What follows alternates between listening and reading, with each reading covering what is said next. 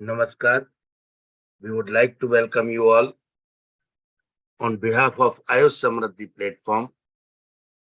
This is a journey of inspiration. This is a journey of brainstorming, knowledge sharing, and we are really overwhelmed due to your cooperation, mentorship, guidance, and involvement as a speaker and audience.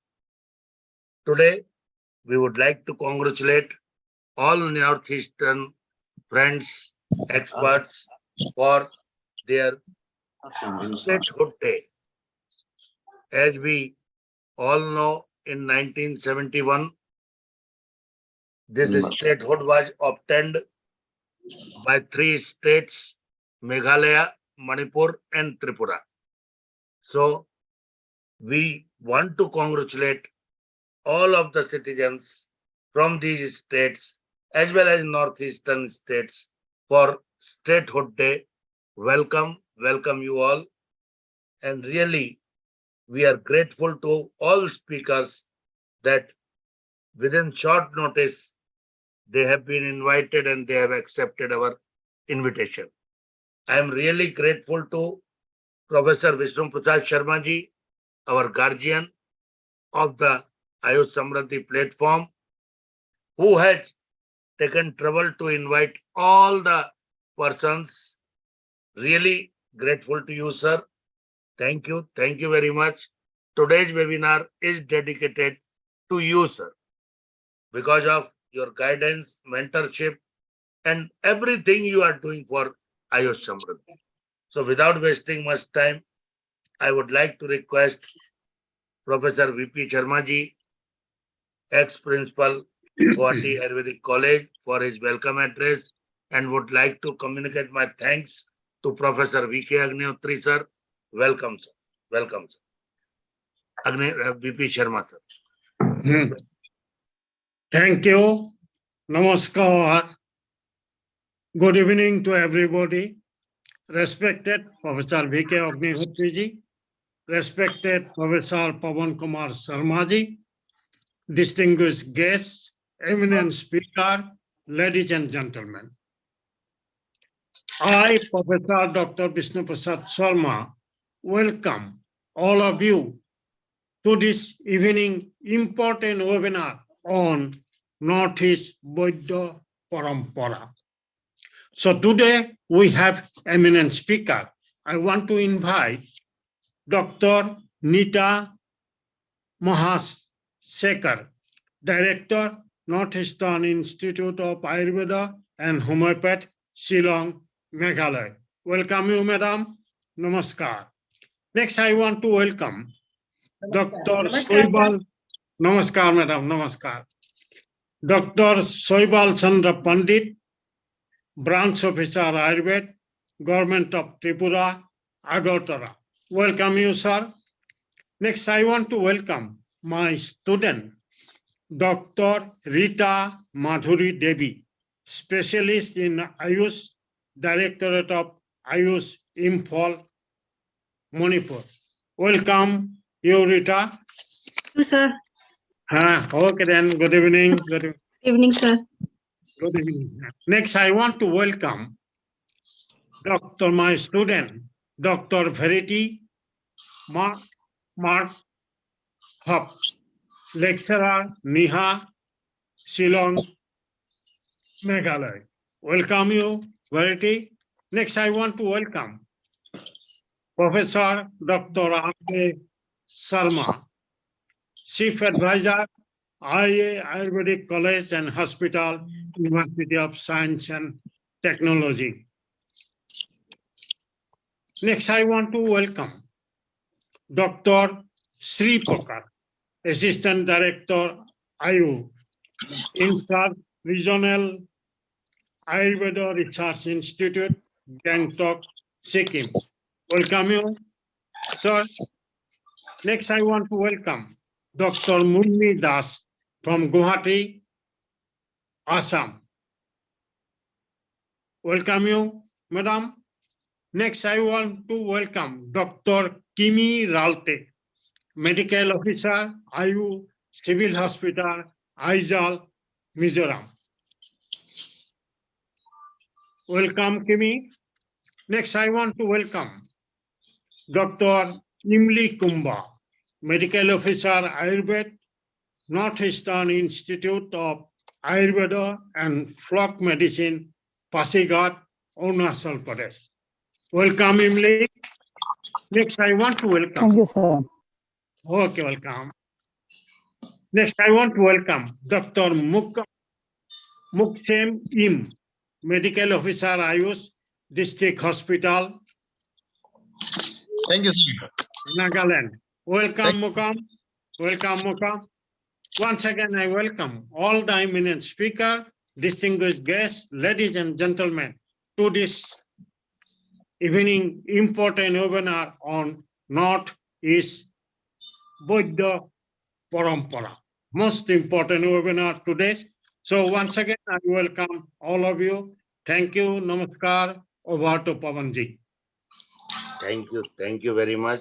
Really, again, I would like to communicate my sincere thanks to Your Honor, sir, because you have already done very nice job. So we have today 10 speakers from Northeast, and we are eager to listen regarding scope, status, and opportunities, and old heritages, wealth, parampara, that what is there regarding Ayurveda.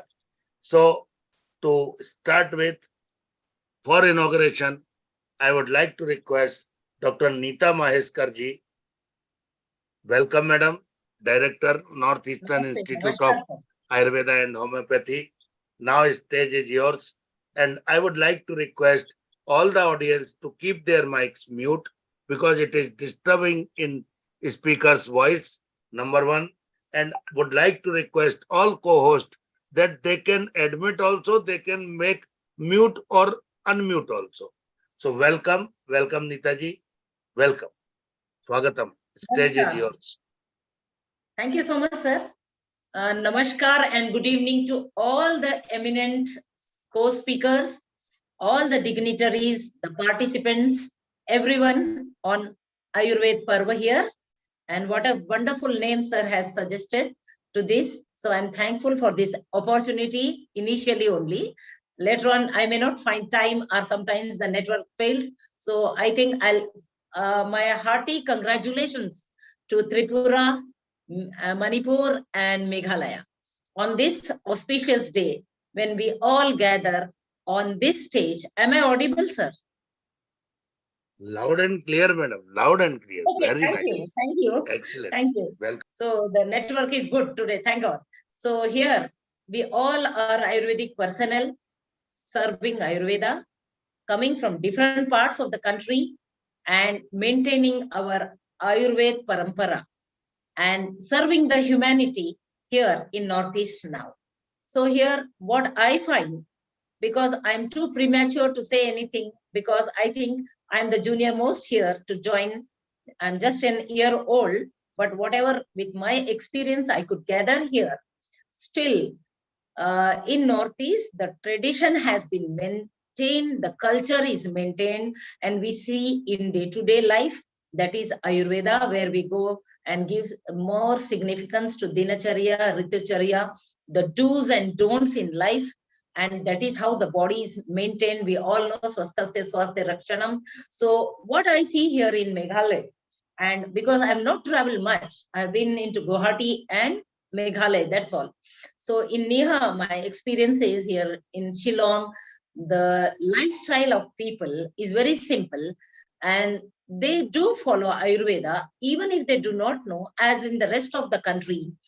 Every Indian household, as our Prime Minister had given Har Ghar Har Din Ayurveda, we all have been following, and here also it is followed very richly, where in the hills, gastritis is main problem, main issue. I have seen people, when I take the history, I find them telling me they are more in the usage of millets. Now we have the year of millets. So to maintain health, what is required? Why India has to become a diabetic capital? because now we all doctors, I need not talk much on the lifestyle, but as we have changed our lifestyle, every food is available in all parts of the country, but we know the importance of Pradesh, and these hill people have been following the Pradesh food. More of salads, I see more of leafy vegetables. Sometimes I've seen Brahmi being used seasonally here, and they use it as chutney with rice. So, and mostly they are consuming rice instead of wheat. So we all find they know very well about Ayurveda. As per the Agni, they're using rice only here most of the time. So this is one part what I felt.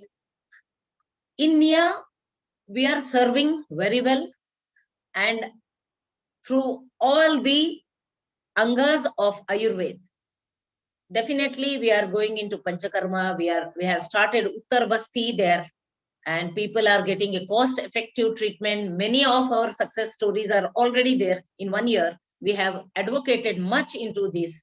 Now we are going to advocate into Garbha Sanskar also, and we would like to enrich this part of the country and make them aware about preconception, so that the coming generation will be healthy India, following all the rules of Ahar, Vihara, Nidra. So, and Desh, Ritu, Kal, everything we need to follow, and we need to make aware, which we are trying our best by imparting knowledge in this sense, with many guest speakers from rest of the country also, because we know Ashtavidhi Visheshayatan has to be followed daily. And we nowadays, we find we are engaged more in the mobile, more in the television, while our journey takes important metabolism has to take place. So when we land up into our later age, then it is of no use. So the importance of Rasayan is also there. Already Ayush Ministry helps many a times advocating each part, like yoga also. They have been advocating, and in Northeast we have conducted successfully International Yoga Day also. We are also conducting each directive from the Ayush Ministry very meticulously. We are getting into the masses the enriched ancient science, and this has to be given in a simple way also. So NIA also plans for a center of excellence in, as we have many patients into Panchakarma. People know how Panchakarma is going to work nowadays without any, what I should say, drug intake and side effects. So we are trying to explain them. The de-addiction, we also explain Daiva Vipashraya and Sattva Jai Chikitsa, which has been lost. Nowadays, we see from the West, when they say, NASA says, Omkar is the cosmos voice. In the similar way, we find nowadays in Israel is the first country which is adopting Yajna Chikitsa. And see, all the Vedic literature is being advocated from the West, and then we say, otherwise it was discarded as a myth. And Yajna Chikitsa, as Indians were God-fearing, so when we wanted to use something on psych, and we know Sharir and Manas, both are interconnected in Ayurveda. So when we play on the psyche, the brain gives good vibrations to the body to heal. Body heals by itself. So in the similar manner, when in the yajna, a rheumatic case, we use Google. And whenever there is an epileptic case or a psychiatric, when we want a stimulant, we use Vacha, Jatamansi. So the Samhita depends upon the diagnosis, and the Vaidyas used to do this. And therefore, the culture had come, and people unknowingly, they do not know, and due to their ignorance, they are not accepting the science. So once it comes from the West, the Israel is already doing Yajna Chikitsa is one example. This is what we are going, and we are just advocating at NIA. So in NIA, we have all the facilities, and with the help of the rest of the local people, we are really doing good. And traditional medicine is another part, which we have to enrich, document in this area. So we are trying our best to communicate with the traditional healers who have been working so hard And once we get the documentation done, I think that will enrich our system more in Northeast. NIA also has in the pipeline a big pharmacy and a research lab. Once that is set up, we will be finding a good solution so that once the pharmacy is set up, good drug dispensing system can be developed in this part. Sometimes it becomes difficult for them to get few medications. So I think NIA will have a solution in coming days, near future. Very shortly, we'll be going into this. We'll also be starting with Suvarna Prashan. So Northeast, again, we will enrich the system, the immunity, right? Catch them young. We know this again. So once this has to be implemented, we need to tell the people about, as we advocate vaccination, immunization schedule, we should be pumping this into the masses. I think all these facts has to be coming to the public only through awareness, and with the only National Institute, I'm very thankful to AYUSH Ministry, where they have set up this at Shillong, and people are getting benefit out of this, and this will come a long way in Northeastern history. So thank you so much for this opportunity. All the best to all of us. Jai Ayurved, Jai Bharat. Thank you so much. Thank you, madam. Brief and concise speech, but inspiring and learning. No doubt, inspiring and learning. Thank you, sir. Thank you very much. Respected Vishnu Prasad Sharma ji. Thank you, Dr. Nita Mahasekar, for your excellent deliberation. You have nicely described that Shillong Meghalaya people, they consume more leafy vegetable, including medicinal plant also, So thank you, madam, for your excellent deliberation. Thank you. Namaskar, madam. Over to Pavanji. Thank you. Please do join every day. Whenever you have time and topic of your choice, we would like to request you, madam. Thank you. Sure. Thank you, sir. Thank you, sir. Yeah, thank This you. NIHA Institute has given lots of service to the Meghalaya people. Not only Meghalaya, most of the state people. They do all this regarding they supply medicine also in their hospital. They are doing very good job. Thank you, madam, for your excellent work there. Thank you, sir. Okay. So now I would like to request Dr. Sheval Chand Pandit, sir. Welcome, Dr. Sheval Chand Pandit ji. Kindly let me introduce myself. I am professor and head of the department RSBK in Mansarovar Global University. After retirement from Imami as Vice President R&D and Quality Control. So this is my small introduction. Thank you, Sheval Pandit ji. Welcome. Kindly unmute yourself. You are most welcome, sir. Sheval Pandit ji. Am I audible to you, Sheval sir? Sheval ji. Sheval Pandit ji. Your video is on, but you are mute, sir. Kindly unmute yourself, sir. Hello. Yes, welcome, sir. Am I audible? Yes, clear, sir. Okay. But not visible. Good evening to you all, sir. Your mobile is in opposite side, sir. Your face is not visible. Hello. Am I audible, sir? You are audible, but your face, sir, boliye na. Am I audible? Face is, audible, but your face is not visible. Please. I could not say that why my face is not visible. I could not say. No, your camera, please, camera, front camera. Your back camera is on. Your camera is on selfie mode, I think. Not on selfie mode, sir. Back camera is on. Back It should be camera on is on. selfie. It should be on selfie mode. It should be on selfie mode, yeah. Anyway, I am not getting it more clear. See, my introduction is I am Dr. Soibal Chandra Pandit. I am a branch officer working in the Directorate of Health Services, Government of Tripura.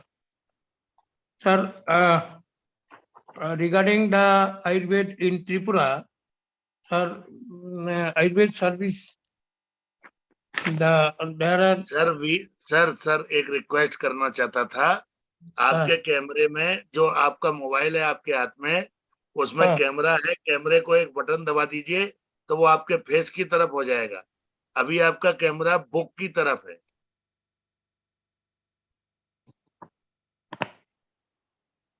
आपकी book दिखाई दे रही है हमको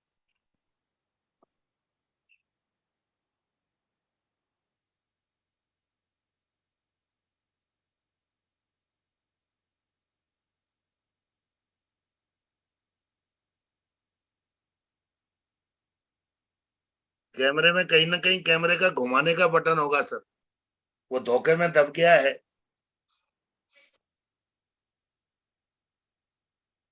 it is pushed by the mistake and we can recollect that also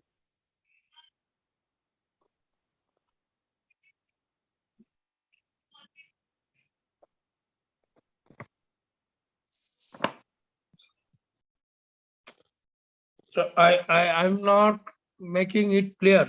So anyway, if I am not visible, then please continue kindly your voice is loud and clear sir If you in your office any other person is there, please take help of him for just making the camera towards your face. there is no along with me. Nobody is along with me. no problem sir your voice is inspiring sir You move your voice is camera. inspiring. Yes, you move your camera towards your face. Just reverse just keep on reverse moving, you will get it. Mobile को kindly घुमा दीजिए पंडित जी mobile को घुमा दीजिए sir mobile को घुमा दीजिए वो आ जाएगा आपके चेहरे की तरफ कैमरा कर लीजिए धीरे धीरे yes हटाइए उंगली good welcome sir got it Am I audible, sir? हाँ Hello? yes हाँ पंडित जी and visible also. हाँ अभी आपका फेस भी देख रहे हो बहुत बढ़िया एकदम सुंदर बहुत अच्छा, thank you, Sharma ji. See, in Tripura, there are three hospitals. There are three hospitals. Number one is the State Ayurvedic Hospital. Number two, integrated 50-bedded IRES hospital in two. That is one is Unakoti, one is Gomoti, Udaipur. So this is the AYUSH service we are doing, and there are doctors working in the office of the Directorate of Health Services, office of the Director of Family Welfare Preventive Medicine, office of the Mission Director Tripura, office of the Director of Medical Education, State Ayurvedic Hospital, PHC, UPC, CHC, Subdivisional Hospital, District Hospital, and one in Atal Bihari Vajpayee Regional Cancer Center. That is also Ayurveda is working. So this is the places where doctors are working. In Tripura, this is growing. Ayurveda is popularly growing because of there is no education facilities. So students, they are taking education from either Calcutta or Bangalore or Assam. These are the places, sometimes from Jaipur also.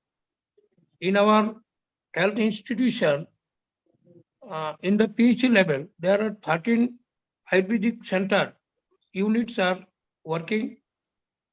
So total 65 Ayurvedic facilities are working in Tripura. This is the Ayush facilities available, and at present we are procuring medicine from cooperative manufacturing part, that is IMPCL and other OSD and other part. So people are getting good medicine in their units. So these are all free medicine, government supplying free to all the patient, and people are too much happy of Ayurvedic service.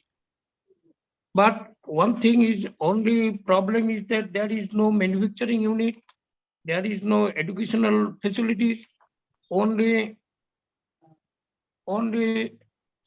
pharmacy diploma in Ayurveda is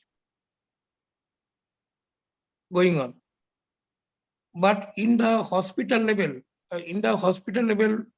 there are geriatric care service, there are panchakarma service, there are gynecology and obstetric service, there are skin service, there are Shastapitya service, Kharsutra therapy service, and other lab facilities, pathology, X-ray, ultrasonography. These are all the facilities available in the state Ayurvedic hospital. Number of dispensaries, there are only 30 dispensaries is running at present. Medical officer at present 33 regular medical officer they are working. Some Ayush medical officer are also working. This is a short status of Ayurveda in Tripura. Another 50-bedded integrated Ayush hospital also under construction. So it will be number 4 if it is complete. So preventive measure that is also taken to boost up the immunity during the COVID period. Still it is going on. That is Ayush 64 and Ashwagandha. This is the regular distribution to all the patients. We have done some works, house to house visit also during the Har Ghar Ayurveda program. So this is a short status. Last year the procurement amount was 1 crore something. So this is the overall the state of Tripura picture in regards to Ayurveda. There are the area of Ayurveda is a greenery area. So until and unless there is no any manufacturing unit, we cannot develop Ayurveda in the common people through the masses people, what we find out. So cooperation from the government level is also very much needed. So if the Northeast any suggestion, Northeast part, if any suggestion comes to our government that the manufacturing part and the educational part is to be improved, then the development will be much more. So I thanks to you all that you have given me some opportunity to connect with the Northeast dignitaries, especially Professor B.P. Sharmaji. He is a very nice man, my friend also. So thanks to you all. Thank you. Thank you, sir. Thank you very much, sir. Thank you very much. Excellent. You have communicated all the status of your state. Really, thank you very much. Vishnu Prasad Sharma. Thank you, Dr. Soiwal Pandit, for nicely explanation what about facility is available at your place, Tripura and Agartala. He's nicely explained. He's my classmate also, my best friend. Thank Great, you, great. thank you, He's more active and very good thank practitioner. you, thank you, thank you, Okay. thank you. Thank you, thank you. Okay. He's a very Okay. good practitioner at Tripura. Tripura. He's busy with lots of work. So thank you, Dr. Soival Pandit. Thank you. Thank you. Over to Pavanji. Thank you, sir. Thank you very much. Excellent. Now I would like to request Dr. Rita Madhuri Devi. Welcome, welcome, madam. And would like to know also if they know any senior heritage of the Vaidya that they were before this, they were before first century, 20 years, 30 years. Kindly communicate us also. So welcome, welcome Dr. Rita Madhuri Devi ji. Welcome.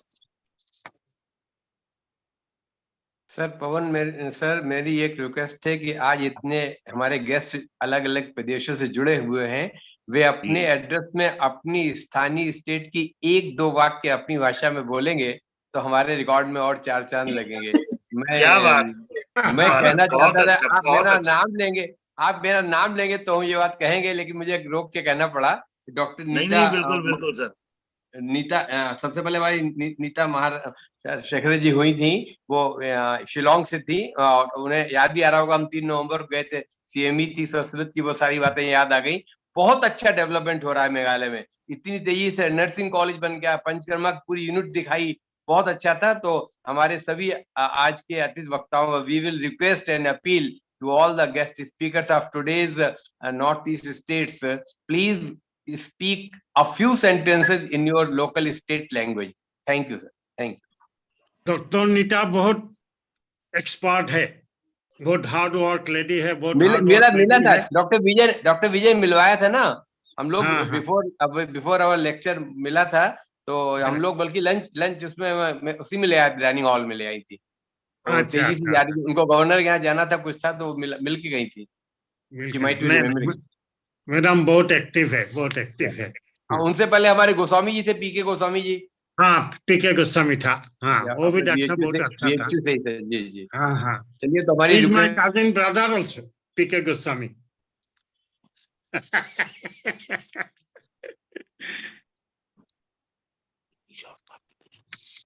Okay, Rita Madhuri, please. Good evening, sir. First of all, good evening, sir. First of all, I would like to thank Sir BP Sharma sir and Sir Pawan Kumar Sharma sir, Sir Agni Hotri sir, Nita ma'am sir, for giving me the opportunity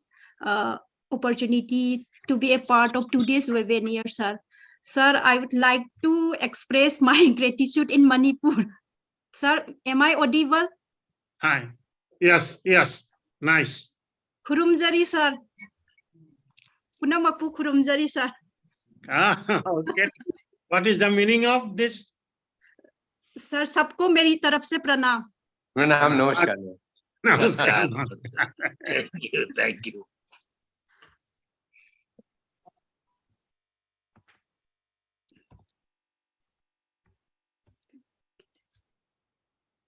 Kindly continue. Yes, sir. Just let me share my PowerPoint presentation, sir. No problem. No problem.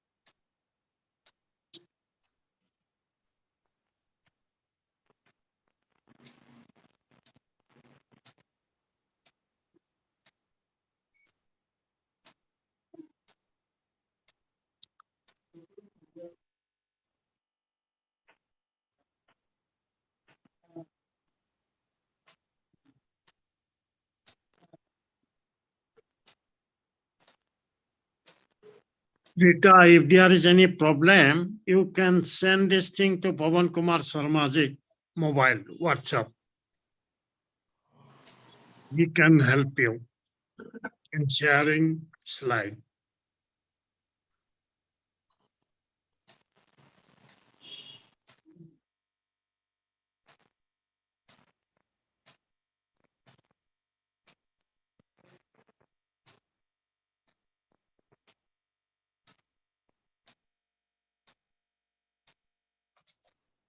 Dito to.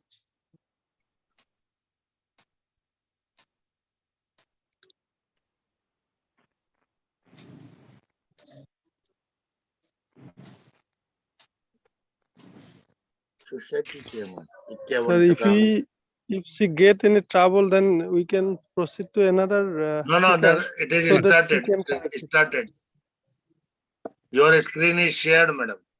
You can Sure, start sir. the board. Okay, Yes. sir. You can start the event. It's coming, sir. It is Yes. visible.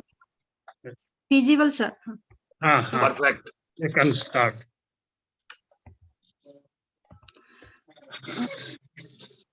My topic is Vaidya Parampara in Manipur, sir.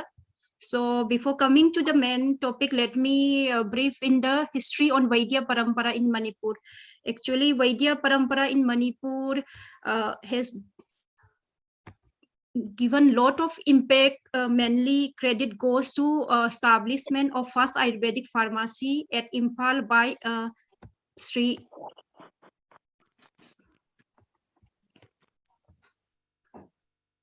Dwarka Prasad Shahu. It's in the year 1961 at Imphal Pauna Bazar, followed by establishment of AYUSH cell under Health and Family Welfare Manipur, then followed by establishment of another pharmacy Imphal Ayurvedic Bhavan in the year 1980.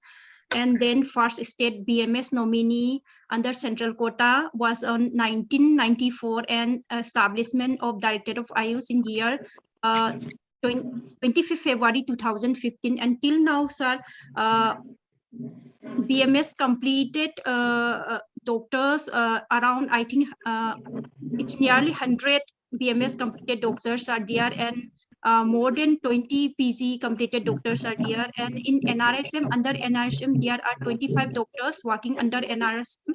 And under State Directorate of AYUSH, there are 6 Ayurvedic doctors working under this state Ayurvedic doctors.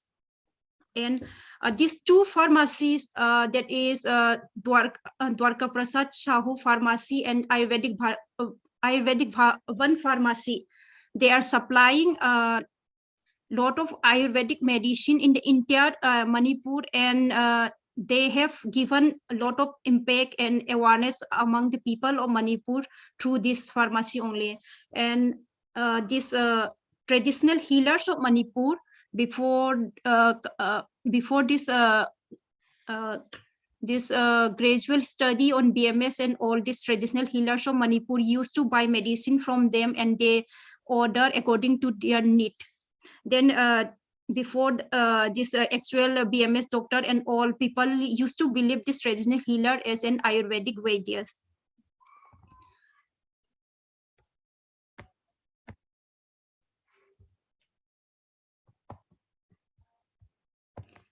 So more than 60% geographical area of Manipur state is under forest. So every community, whether residing in the valley or on the hills, traditionally had their village priests, we call local maibas, or these traditional healers.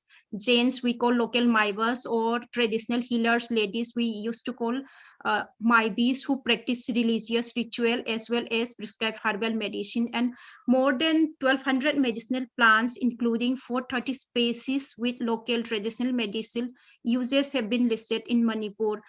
And our state has maximum medicinal plants which are used in large quantity in AYUSH system of medicine, either in homeopathic system of medicine, Unani system of medicine, or this Ayurvedic system of medicine. Moreover, there exists strong traditional medicinal knowledge based on medicinal plants, which may provide excellent opportunity for bioprospecting.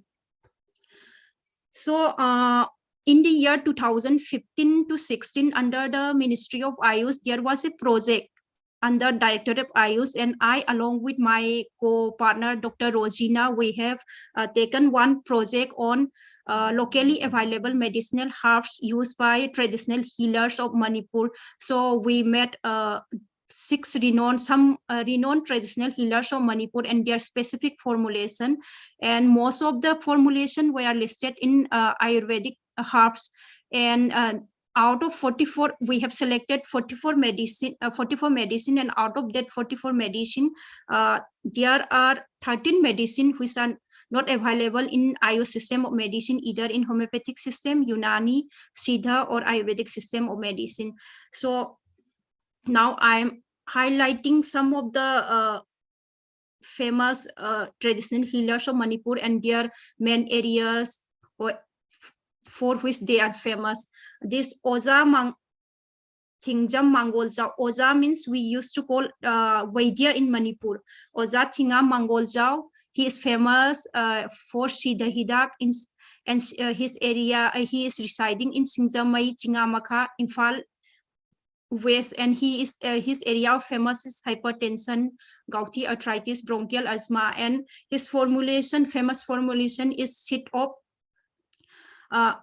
ephanemics, polystachya, or what we call rohitak in Ayurveda, and sit of tangil that is not mentioned in Ayurvedic Materia Medica. Its common name is elephant creeper or Enteda escendis, and Uchan Machi, what we call in Manipur another herbs, that is Khasi pine or tree needle pine or Pinus cassia, and bark of Myopia, that is Terminella arjuna, and root and bark of Usingsa, that is Cinnamomum, and peruk, that is Centella asiatica. Here I want to mention is already Nita ma'am has mentioned about the use of this one Brahmi chutney in Shillong. So here also we use lots of this Centella asiatica in the this sabzi as day-to-day sabzi form, as well as in chutney also we used to have, and also in salad form. Apart from this, also people locally this Vaidyas use as a medicine also. So he used this formulation, this combination compound form in oral decoction, and according to him he says that with this formulation patient got relief within 7 to 10 days from hypertension, gouty arthritis, and bronchial asthma attack. And contradiction, he didn't give this formulation to below 3 years of age and pregnant lady. And most of the medicine in his compound formulation is listed in Ayurveda, but this specific Enteda scandis, this one, and Pinus cassia, this two is not listed in Ayurveda so far my knowledge is concerned. So this is a typical local herbs available in Manipur, these two. And another one is Dr. N. Rajendra, Deputy Director, MDS. He is a botanist, and his forefathers and his father, they were renowned traditional healers of Manipur. So he himself is a botanist, so he got interested to traditional system of medicine, and he too started his own formulation specific in Licoria.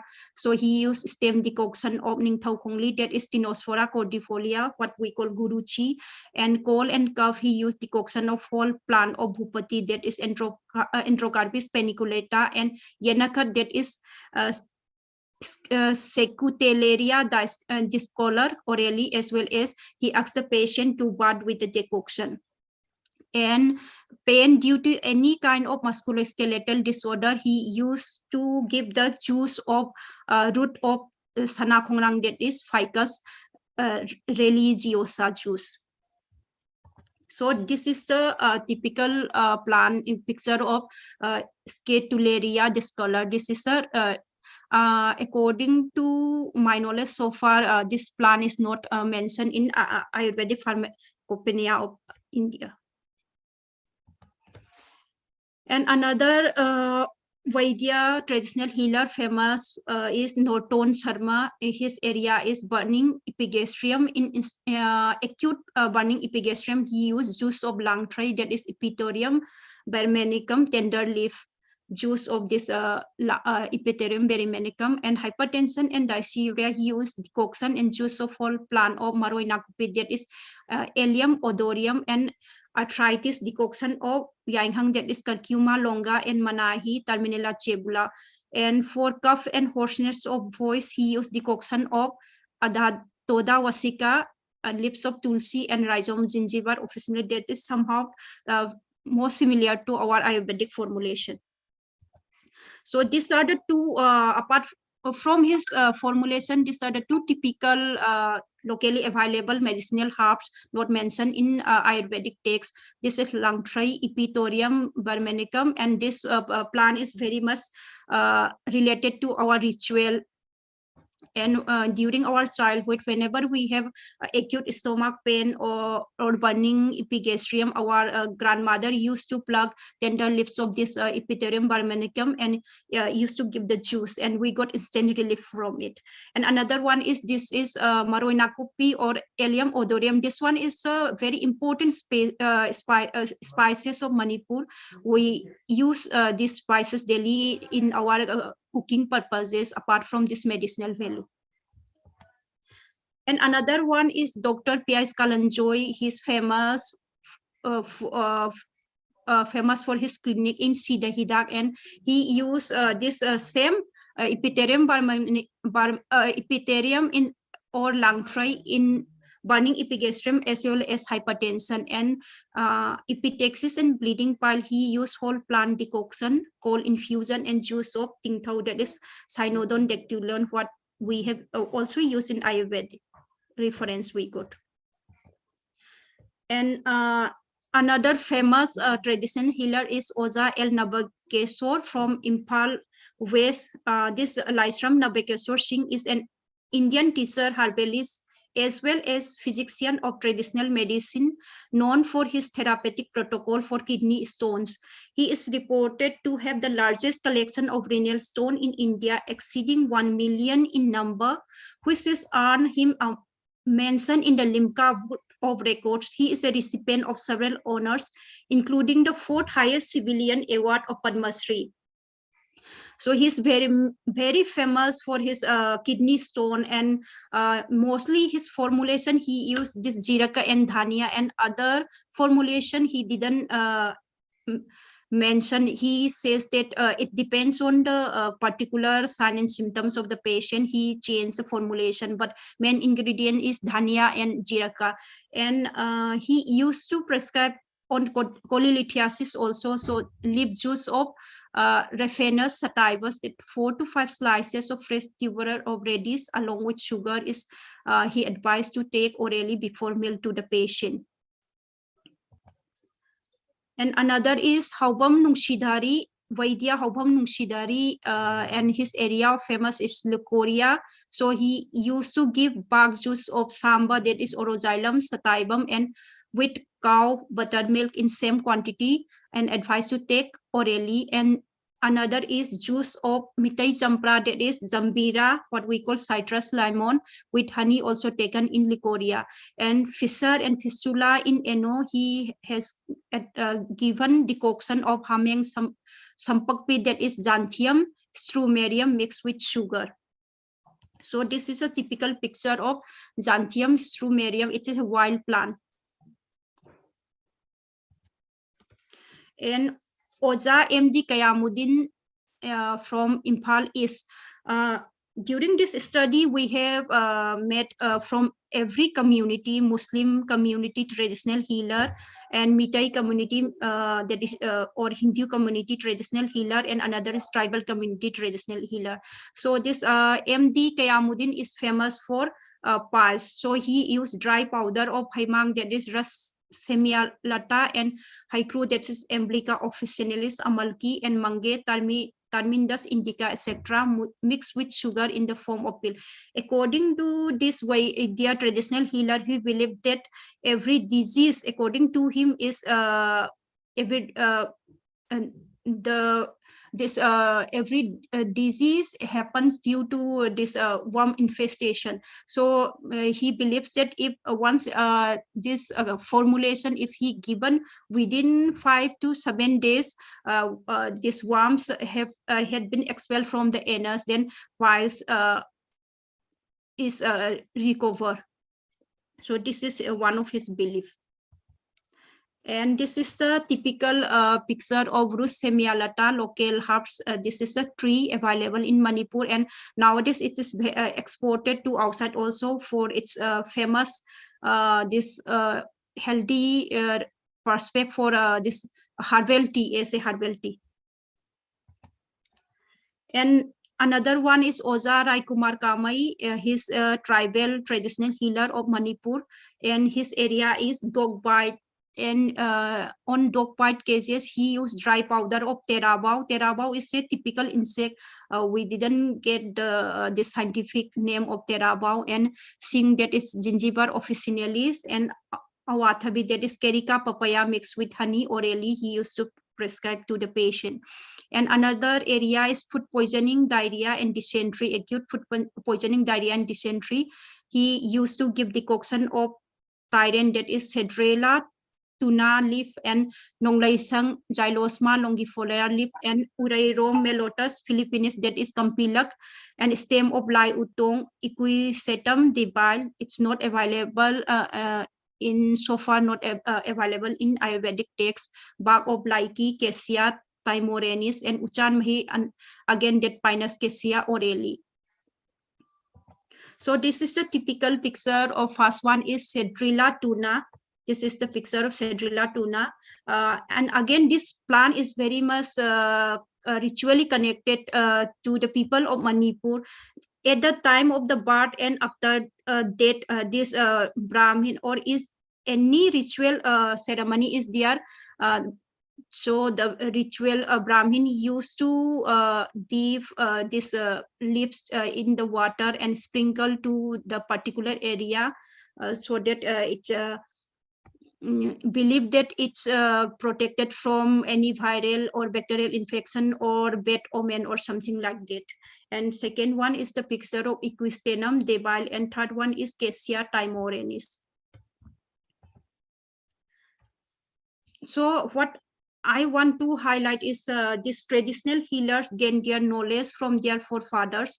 Most of the healers maintain their patient records with the consent form of the patient or investigation records.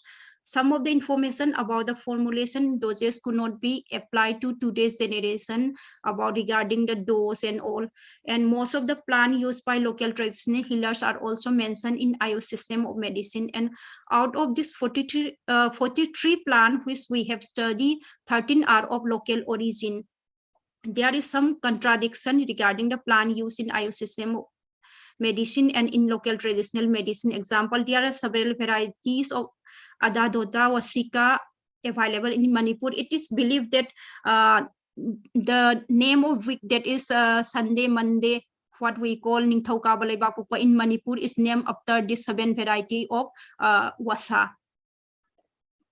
For this, we need expert opinion for necessary to identify the particular plant for the treatment of particular disease. So this study can bring out the criteria for further scientific research to promote this traditional healer medicine and validatory data. So these are the pictures taken during that project 2015-16. I myself with Dr. Rosina, this is Oza Mangoljao, and second one is Vaidya Norton Sharma. He was just explaining, showing the patient record before after about his patient to us. And this is the Padma Shri awardee Dr. Nabakeswar, famous for renal calculi. Here he used to collect, these are the stones which he used to collect from the patient. So he collected the stone in the test tube and recorded here. And this is Vaidya Kayamuddin, famous for piles. And this is a traditional healer, famous traditional healer. This is Rai Kumar, famous for dog bite. And this is Ojanuk Shidari, famous for piles and fistula. And Dr. This is Ras Kumar, botanist. And another one is, this is Dr. Kalanjoy. So thank you. What I want to say, sir, I, along with Dr. Rosina, we are working on this typical traditional medicine, which is not mentioned in Ayurveda. Is there any clinical research done on this particular drug or not? We are still working on it. And if time permits again, it will be pleasure for us to present on this particular typical locally available traditional herbs of Manipur. Thank you, sir. Excellent, excellent, madam. You have covered all the agenda of the day. Excellent, mesmerizing, no doubt mesmerizing. Respected Vishnu Prasad sir. Thank you, Dr. Rita Madhuri Devi, for your excellent presentation. You Thank have you, sir. nicely described whatever available in Manipur. And kidney stone cases are more in Manipur. And with the help of Ayurvedic medicine plants, they remove the stone. No need to do any surgery or this thing. You have nicely explained. Again, regarding dog bite also, what are the medicine is available, what the people they use, you have mentioned. Again, regarding the plan to increase the immunity, you have nicely described. Thank you, Rita Madhuri, once again for your excellent presentation. God bless you. Thank you, sir. Very nice presentation. Very nice presentation. Really. Agnihotri sir, if you would like to comment, sir. I only congratulate her and also would like to say that as she told that 60% of area of this Manipur is belonging to forest. So it's very difficult that all the herbs which are there automatically growing or cultivated be covered in such a short time of 20 minutes. She did very well and made us crazy that with a special reference to the kidney, the largest side of kidney stone was removed with the herbal medicine, and the person, the traditional healer, I should say, is rewarded with Padma Shri. It's the greatest achievement of Manipur, and she might have mentioned this thing, or she can put the details of in chat box that what was the medicine he used and where it is available. Is that is available in other parts of our country? And how it is the use of process that can be if So she time actually, permits. he used to give the medicine in either powder form or decoction form, but he didn't actually. Hello, Thank sir. you. We can collect this information at the end of this because we have got a lot of speakers. Thank you, ma'am. Thank you. Okay, sir. Thank you, sir. Thank you, sir. Thank you very much. Now I would like to request Dr. Verity Markup. Welcome, madam. Dr. Verity. Now stage is yours. And then my dear brother Ramakant Sharma ji. Welcome, welcome. Wow, great. Today, in today's webinar, we have prioritized those speakers who are from 3 states, Tripura, Meghalaya, and Mizoram. We congratulate them for their statehood day, and then complete Northeast will be starting from Ramakant. Welcome, Dr. Verity. Thank you for the opportunity. I hope I am audible. Yes, clear and loud. Namaste and Kublai to all my Gurujans. Respected Director Ma'am of NEA, where I am presently working, Dr. BP Sharma sir, sir, Dr. R.K. Sharma sir, my principal of my PG college, and also to all the Gurujans present here. I would like to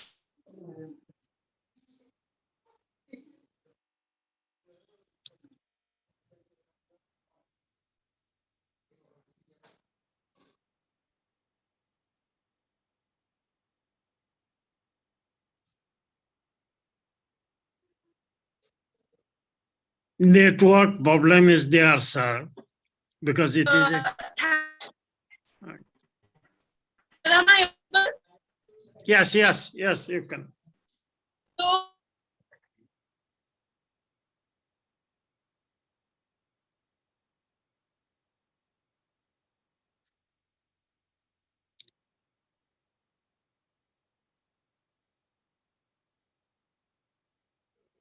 आप mute हैं, you just unmute your mic.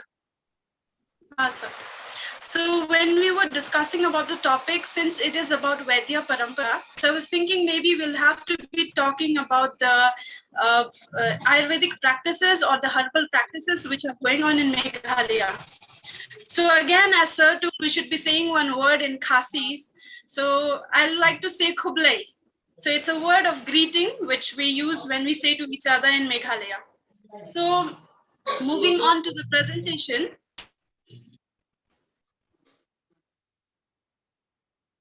There is PPT. See? So is the PPT visible? Yes, visible now. Yes.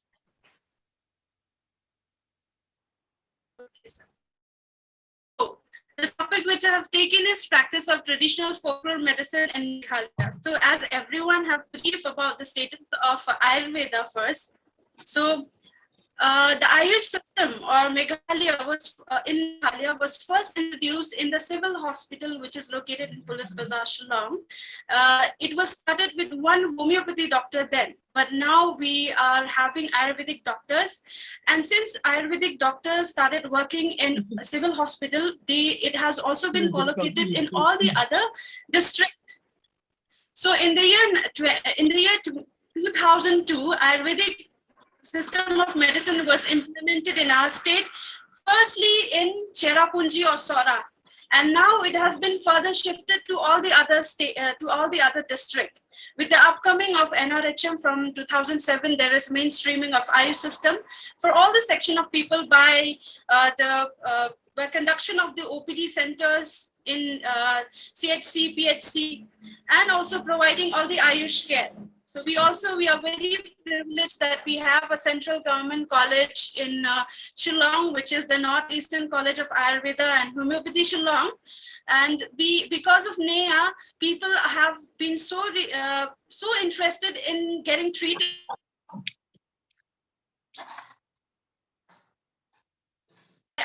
Ayurveda, awareness for Ayurveda. Now with the presence of NEA, people are getting attracted towards Ayurveda. There are more than 200 Ayurvedic practitioners. They are Ayurvedic doctors who are practicing in their private practice, or they have opened up Panchakarma centers. Few of us have been, we have been admitted in NEA Shillong as lecturers or professors, or we are working for Ayurveda in NEA. And the state government have also started the AYUSH 10 integrated AYUSH hospital in various districts. We also have an AYUSH drug testing laboratory in Laumali, Shillong. And for now, the Board of Ayurvedic System of Medicine, we are still under process. We have the association, we have conducted many meetings, and we have approached to the central ministry for the formation of a registration. Now it is still under process, and we are still working for it.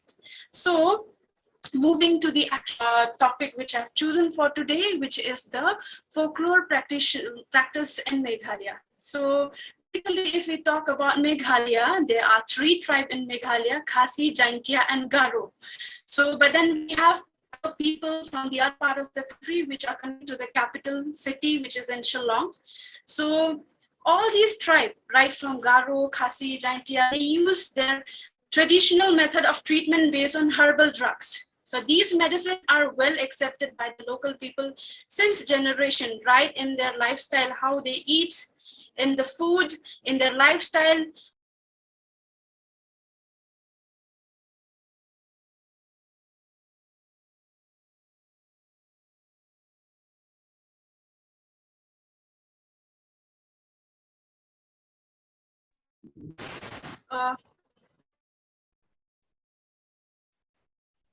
So am I audible?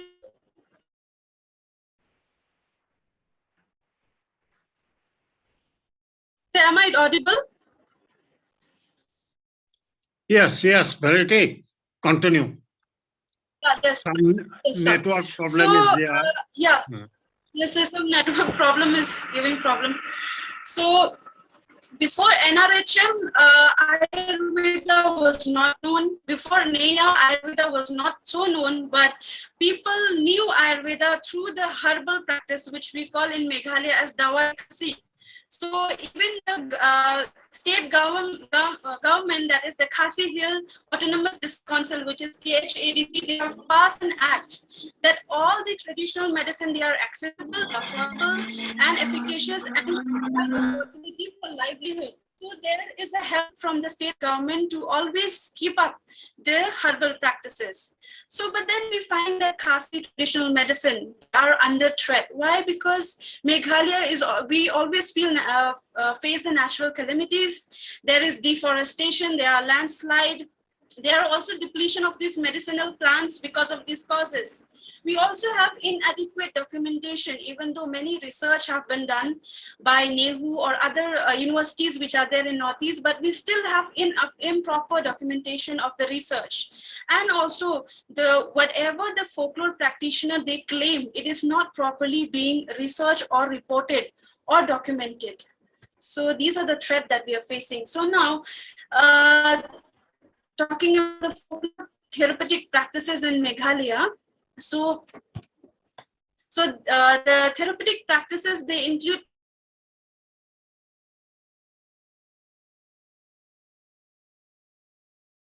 plant. So they also do hand manipulation or massages with medicated oil or balms, or they also do the poultices. There are very less mineral or animal products are being used. It is more of the herbal products, herbs, which are being used by the healers. Now, they are known to various disorders, which are the GIT related disease, the skin diseases, abscess or bites, and in the poisonous sting, the fever, including malaria, injuries, jaundice, pregnancy-related ailments, various intestinal fever, kidney stone, blood pressure, UTI, infertility.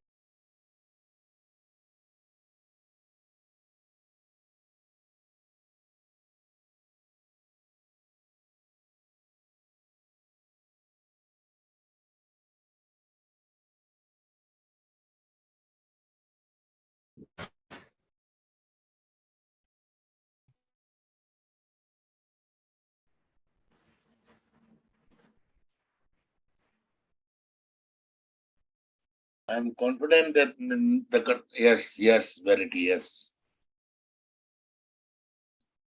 The screen is not showing, but then I will just continue without the screen. Yes. Sir.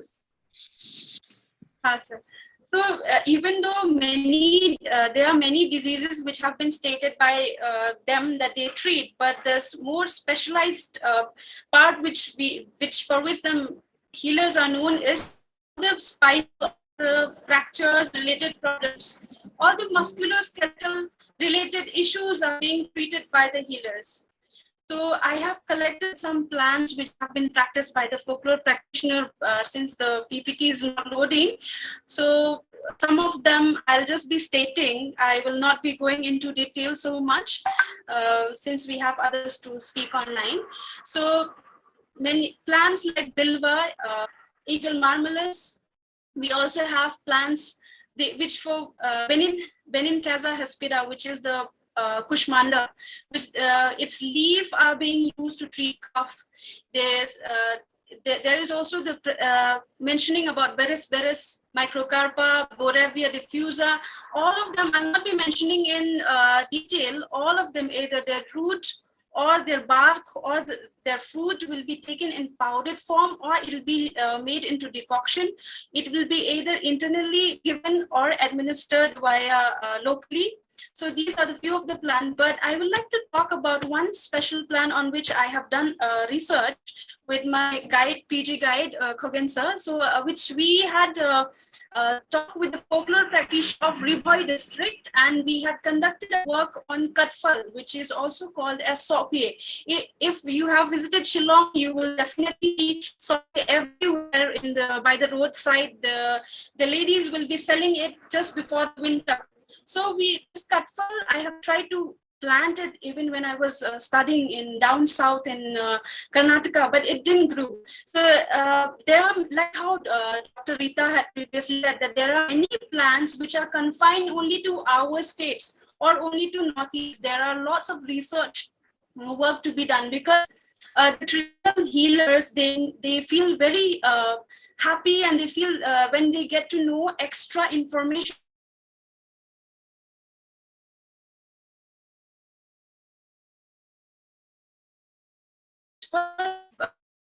When I told them the Ayurvedic part of it, when I opened the Dravya Guna book and I tried to explain to them all the gunas and all the properties in action, they were very amazed, and they said we can even broaden their way of practicing about Katfal. So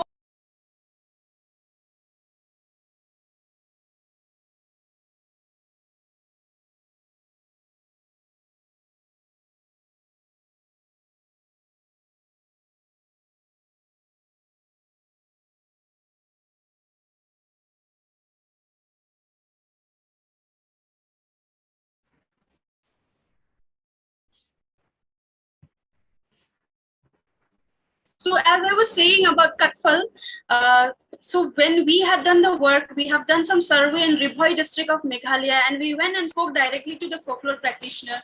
They gave their idea about Katfal, and we gave our idea Katfal from Ayurvedic perspective, and we exchanged our view, and we found that it was really helpful for us. So I will conclude that since my network is not working properly, so I'll just conclude here that there is really a need that we as Ayurvedic practitioners wake up and we broaden ourselves and go and approach to these healers. There are so many knowledge that we can take from the healers, since they are the paramparas or the Vaidyas that they have practiced so many years. So if we approach to them, they can give us knowledge of their experience, and we can share them our Ayurvedic perspective and amalgamate it, and then come to a conclusion and practice Ayurveda in a more better form. So concluding this, I would just say that we have to set a new platform as researcher, and we can really do so much for the pharmaceutical sciences, and we can help the traditional healer of each state, because Ayurveda in Northeast has been started by us, but it has been practiced since ages by these healers, and they are known to really love what they practice. For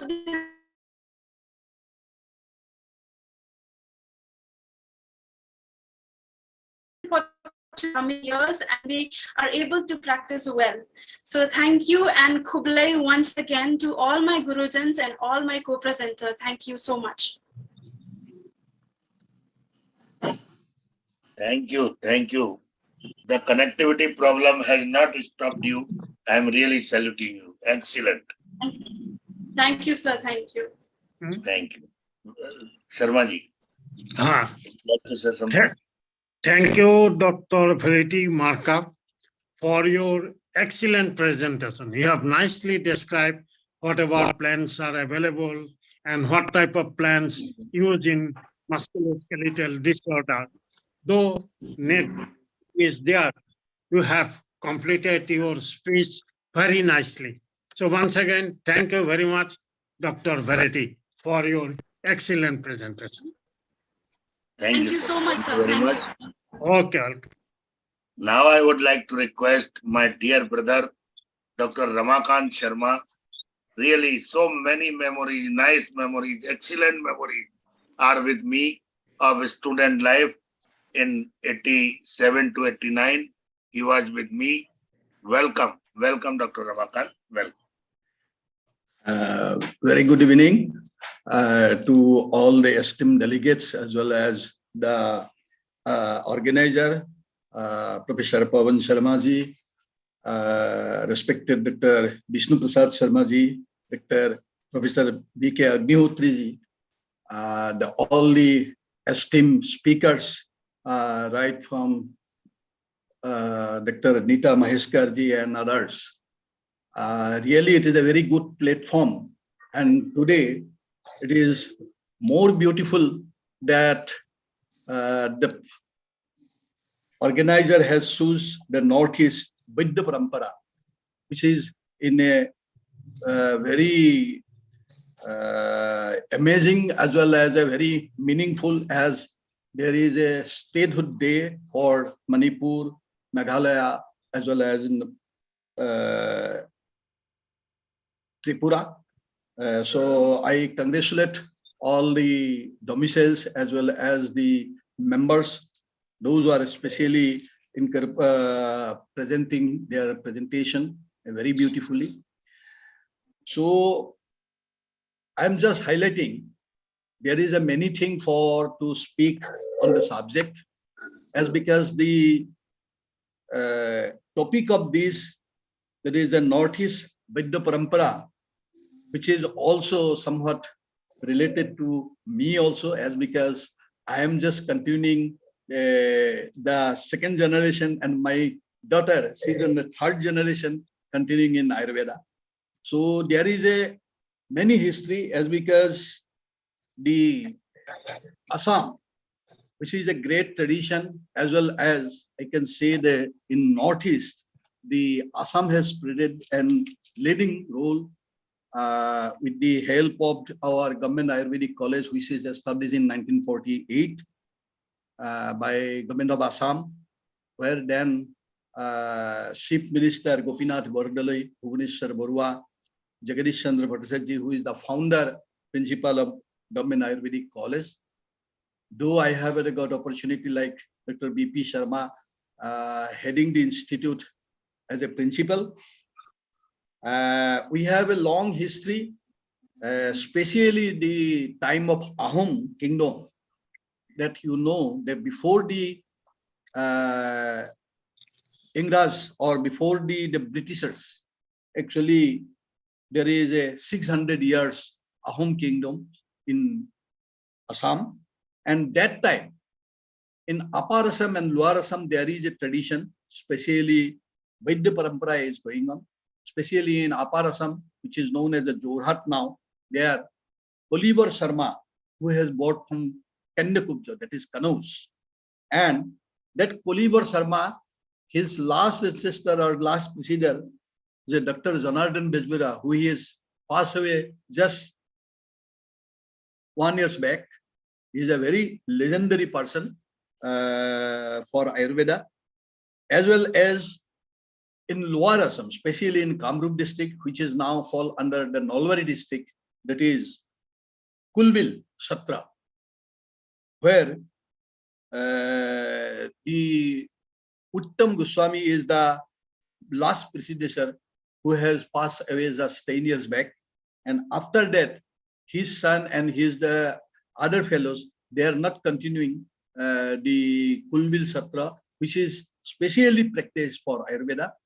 But there is some other sources is also there, that I have heard that in Manipur or there is in Meghalaya or everywhere, there is some folk Vaidyas, especially the medicinal plants, folk healer. There is many base.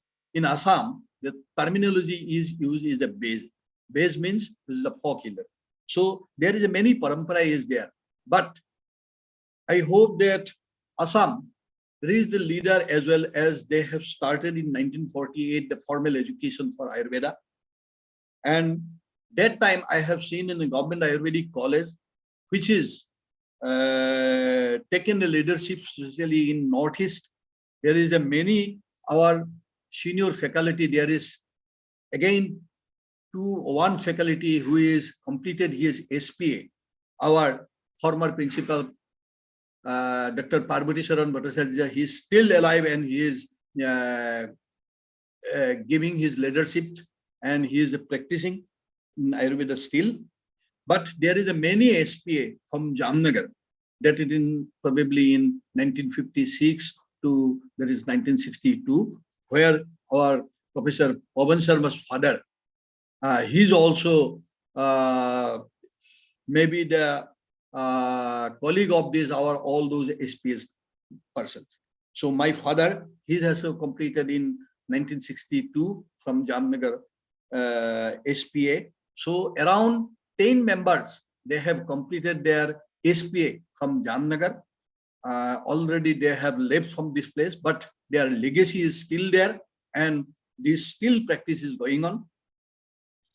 So I want to give a little highlight. There is a many things, but I want to give a little highlights that the Ayurveda College, which is established in 1948, the student of the Ayurveda College, not it's spreaded in only Assam, it's spreaded to whole Northeast, especially today's speaker, right from Rita, Verity, Imli, Uksam, there's all these young stars, they are from this government Ayurvedic college product and they are doing very good in their place. So like that, our many doctors and many scholars, they are working not only in state of Assam, that is in country as well as in somebody is in abroad too.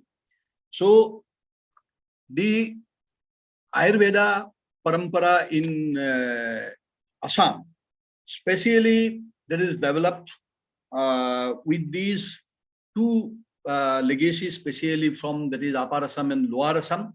But there is some other paramparas that start from that is an Beja, especially that is your Mayang, you might have heard, where there is a some folk healers still they are working and they have already shown their potencies. There is a very good museum where you can see, and I have visited many times this museum, where you will get many folk healer and many Ayurvedic item which is narrated, and there some manuscripts also available. Now I am coming the scenario of in Assam, especially for Ayurveda. Though we have one institute since 1948, the institute imparting the post BAMS, that is undergraduate as well as postgraduate in 6 subjects, then PhD also. That we have recently in the last year, it is declared by Government of India as a center of excellence, especially in Panchakarma and pharmacy. So Government of India giving the grant and the work is going on. And we hope in near future we'll get a very good Panchakarma specially developed hospital in this Ayurvedic college. The government of Assam, they have initiated Ayurveda with a very great importance. There is a second Ayurvedic college is also being proposed, that is in Dudhnai, in the Gwalpara district. There is a 50-bedded hospital already under the National AYUSH mission is completed. Another 150-bedded hospital, which is again proposed to be another Ayurvedic college, that is in Majuli. So you know that is a great river island in the world.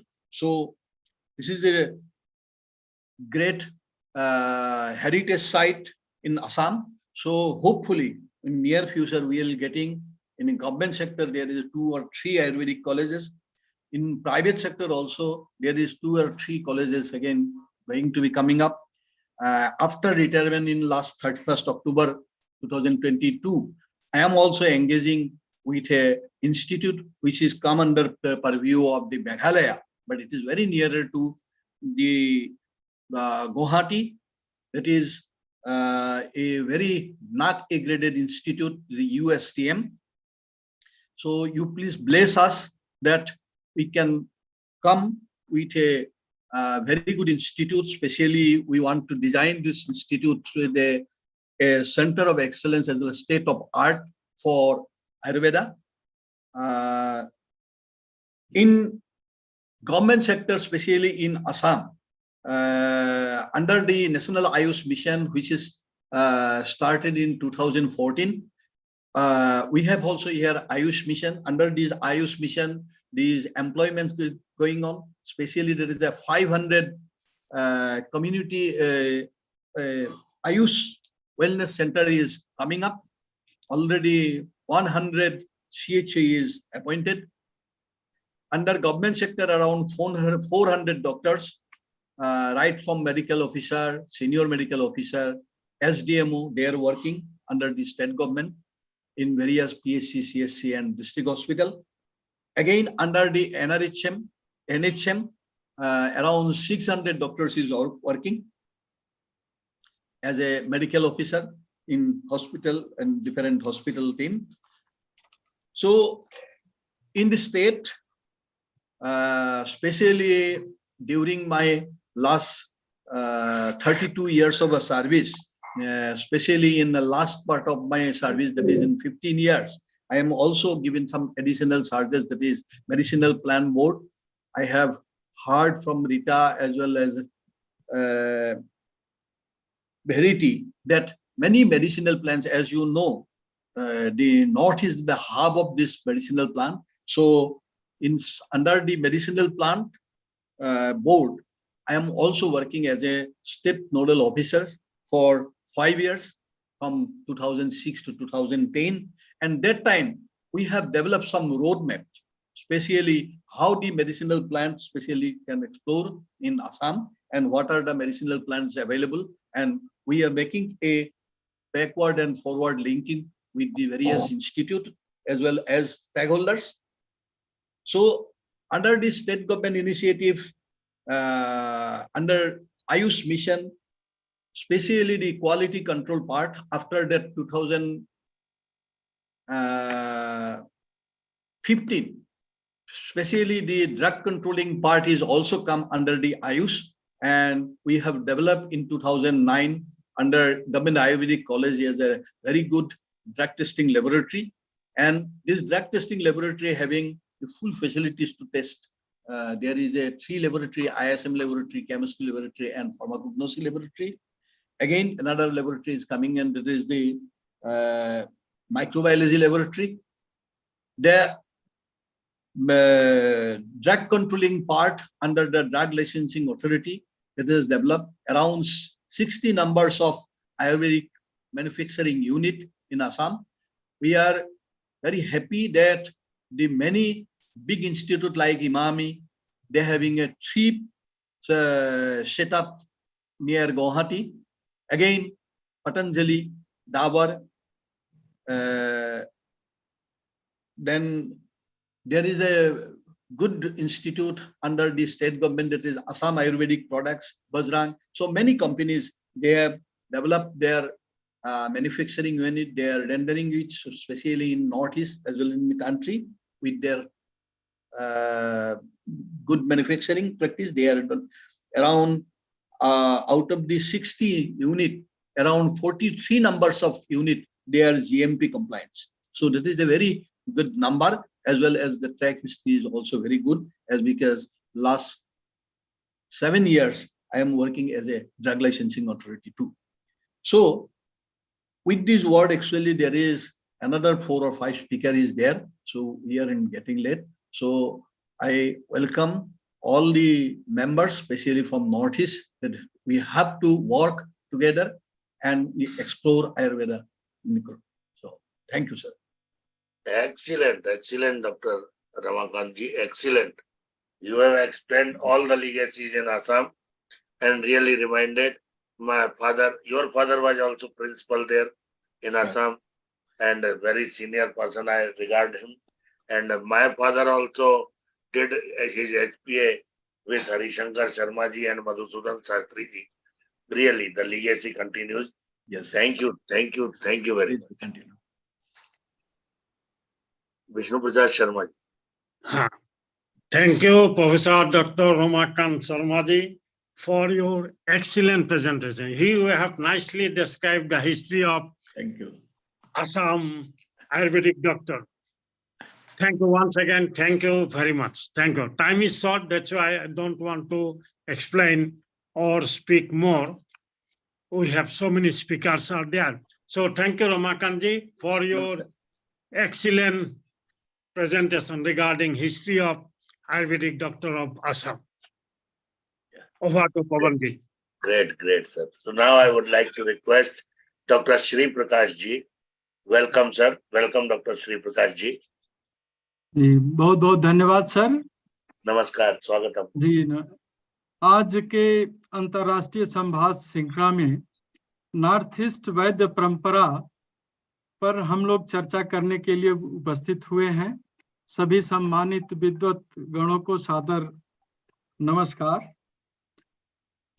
Specially इस programme के organiser professor पवन Kumar Sharma ji, professor BP Sharma ji एवं professor Vineet Kumar Agnihotri ji, आप मेरे गुरुजन हैं। आप लोग, आपको बहुत बहुत सादर मैं प्रणाम करता हूं।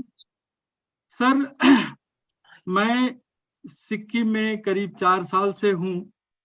मैं regional Ayurveda research institute ministry of Ayush government of India के अंदर में CCRS central council for research in Ayurvedic sciences का एक पेरिफेरल ब्रांच है। यह ब्रांच 1979 से सिक्किम में या लगभग नॉर्थ ईस्ट में कह लीजिए कि CCRS के ब्रांच काम कर रहा है। जहां तक वैद्य परंपरा की बात सिक्किम में है, तो सिक्किम का सर जो इतिहास है उसमें आयुर्वेद का बहुत कम महत्व हुआ है और स्थान मिला है। इसका एक कारण है कि सिक्किम एक बहुत छोटा सा स्टेट है और Sikkim is of Nepali origin and derived from Sukhim meanings new house या न्यू प्लेसेस। सिक्किम यानी माउंटेन कंट्री के नाम से इसको हम लोग जानते हैं।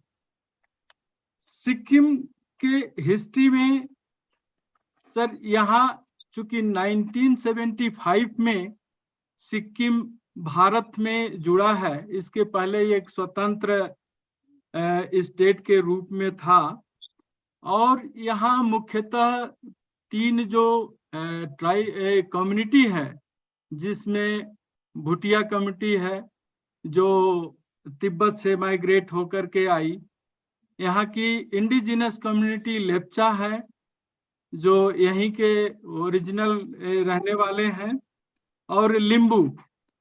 ये 3 जो है मेजर कम्युनिटी हैं जो, और सारी एक नेपाली जानने वाले जो नेपाल से आए। तो ये 3 जो है मेजर एक तरह से यहाँ कम्युनिटी हैं और इन कम्युनिटी में चूंकि 1975 से पहले स्वतंत्र रूप से ये स्टेट हुआ करता था और उस समय जब अंग्रेजों का शासन था तो धीरे धीरे उस समय यहाँ क्रिश्चियनिटी का थोड़ा सा डेवलपमेंट शुरू हुआ और मेडिकल के नाम पर जो मॉडर्न मेडिसिन है उसमें चूंकि अंग्रेजों के शासन में स्वाभाविक है कि उसी मॉडर्न मेडिसिन का ही विकास होना था, तो उसमें धीरे धीरे फार्मासिस्ट की ट्रेनिंग और फिर MBBS की ट्रेनिंग करके लोग आने लगे और धीरे धीरे यहाँ पर स्टेट लेवल पर एक बड़ा हॉस्पिटल करीब 1000 बेड का एलोपैथ का है और सभी डिस्ट्रिक्ट में डिस्ट्रिक्ट हॉस्पिटल्स हैं और वेल एस्टैब्लिश्ड है। लेकिन आयुष के नाम पर, आयुर्वेद के नाम पर यहाँ रेगुलर में एक केवल मेडिकल ऑफिसर हैं आयुर्वेद का, और 4 और मेडिकल जो ग्रेजुएट करके आए हैं वो पाइपलाइन में हैं। 1-2 का शायद पोस्टिंग होने की संभावना है, 2 पोस्ट एडवर्टाइज हुई थी। तो कुल मिलाकर के 5-6 ही ग्रेजुएट डॉक्टर हैं और वो भी अभी सब लेटेस्ट हैं, कोई बहुत पुराना नहीं है। हाँ, यहाँ आमची जो सोवा रिक्पा के नाम से जाना जा रहा है, यहाँ बहुत पहले से इस्टेब्लिश है और करीब 2 रेगुलर डॉक्टर्स हैं। होम्योपैथ के भी 2 रेगुलर डॉक्टर्स हैं और होम्योपैथ भी यहाँ अच्छे से डेवलप है। सर, वैद्य परंपरा के नाम पर अगर कहा जाए तो यहाँ जो 2-3 जो मेजर कम्युनिटी है, जो लेप्चा है और भूटिया है और नेपाली कम्युनिटी है, तो मैं शॉर्ट में सर ज्यादा टाइम नहीं लेना चाहूंगा। तो लेप्चा कम्युनिटी में भी मेडिसिन का ज्ञान चूंकि बहुत अच्छा था, चूंकि ये भी एक परंपरा से चली आ रही चिकित्सा पद्धति है जिसे हम वैद्य परंपरा कह सकते हैं। ये बेसिकली जो लेप्चा कम्युनिटी है ये महायान बुद्धिज्म को फॉलो करते हैं। इनका एक सबसे प्रसिद्ध जो है ची यानी मिलेट बियर ये बनाते हैं ये लोग लोकल, और ये मान के चलते हैं कि इसमें न्यूट्रिशनल वैल्यू बहुत ज्यादा है। जैसा कि अभी आयुष मंत्रालय गवर्नमेंट ऑफ इंडिया ने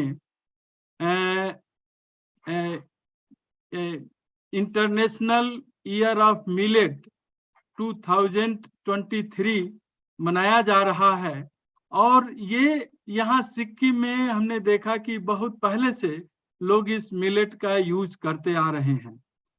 तो वियर के रूप में भी करते हैं और खाने में भी इसका प्रयोग करते हैं। और इसमें सर लेप्चा कम्युनिटी में जो फोक हीलर्स हैं, इसमें फोक हीलर की संख्या बहुत अच्छी खासी है, और ये लगभग 24 medicinal plant in difference illness में यूज करते हैं। जैसे फीवर है, वुंड हीलिंग है, स्टमक पेन है, नोज ब्लीडिंग है, स्किन डिजीज है, डायबिटीज है, वोमिटिंग है, बॉडी एक है, टूथ एक है, साइनोसाइटिस है, थ्रोट पेन है, पॉइजनिंग है। स्पेशली मैंने ये फोक हीलर्स इन सब डिजीज को ट्रीट करते हैं। इसमें मुख्य रूप से बैकेक है, स्पॉन्डिलाइटिस है, और जिसको हॉर्नबिल के तेल से इसको ट्रीट करते हैं। डॉग बाइट है, और पैरालिसिस का भी ये बड़े अच्छे से इलाज करते हैं, और कॉमन जो इलनेस है उसको भी ये मैक्सिमम कवर करते हैं। इसी तरह से सर भूटिया जो कम्युनिटी है ये भी मानो एक तरह से वैद्य परंपरा के रूप में ये भी फोक हीलर के रूप में प्रैक्टिस करते आ रहे हैं। और इसमें 2 ग्रुप हैं, those who follow born faith यानी basically the common people, and those who follow Buddhism. तो इसमें 2 तरह के लोग हैं जो इसको फॉलो करते हैं, और उसी तरह के रिचुअल संबंध उनके इंडिजिनस ट्रीटमेंट से भी है। तो Tibetan medicine originated from the pre-Buddhist born era of Tibetan history। इसकी तिब्बतन हिस्ट्री, ये बुद्धिस्ट मेडिसिन या जो तिब्बतन मेडिसिन का जो यहाँ प्रैक्टिस करते हैं, ये बेसिकली भारत से ही कभी जब बुद्धिस्ट मेडिसिन हुआ करती थी ये सम्राट अशोक के समय में, पाटलिपुत्र में एनिमल और ह्यूमन दोनों के लिए बहुत बड़े हॉस्पिटल थे, चिकित्सालय थे। वहां पर नालंदा विश्वविद्यालय में भी मेडिकल की पढ़ाई होती थी, तक्षशिला में मेडिकल की पढ़ाई हुआ करती थी, जहां हमारे गुरुजन आत्रेय पुनर्वसु वगैरह भी मेन वहां के पिलर थे। उस समय चाइना से, तिब्बत से और भी अदर कंट्री से लोग पढ़ने आया करते थे। तब विश्व गुरु हमारा भारत जाना जाता था। तो वहां से 7वीं शताब्दी में लगभग तिब्बत में ये जो बुद्धिस्ट मेडिसिन था ये गया, और वहाँ तिब्बतन मेडिसिन के रूप में इस्टेब्लिश हुआ। उनके जो किताबें हैं, जो राइटर्स हैं, जो हमारे आयुर्वेद के हैं, वही उनके भी राइटर्स हैं। तो इस तरह से ये इंडिया से ही एक तरह से ओरिजिनेटेड है। सर इनमें भी जो है जैसे इकोनिटम है, चिरैता है, पेपर है, एकोरस है, ये बहुत मानो अच्छे से ये लोग यूज करते हैं और सदियों से यूज करते हुए चले आ रहे हैं। सर इनमें भी मैंने देखा कि भूटिया कम्युनिटी में हम लोगों ने एक सर्वे भी कराया।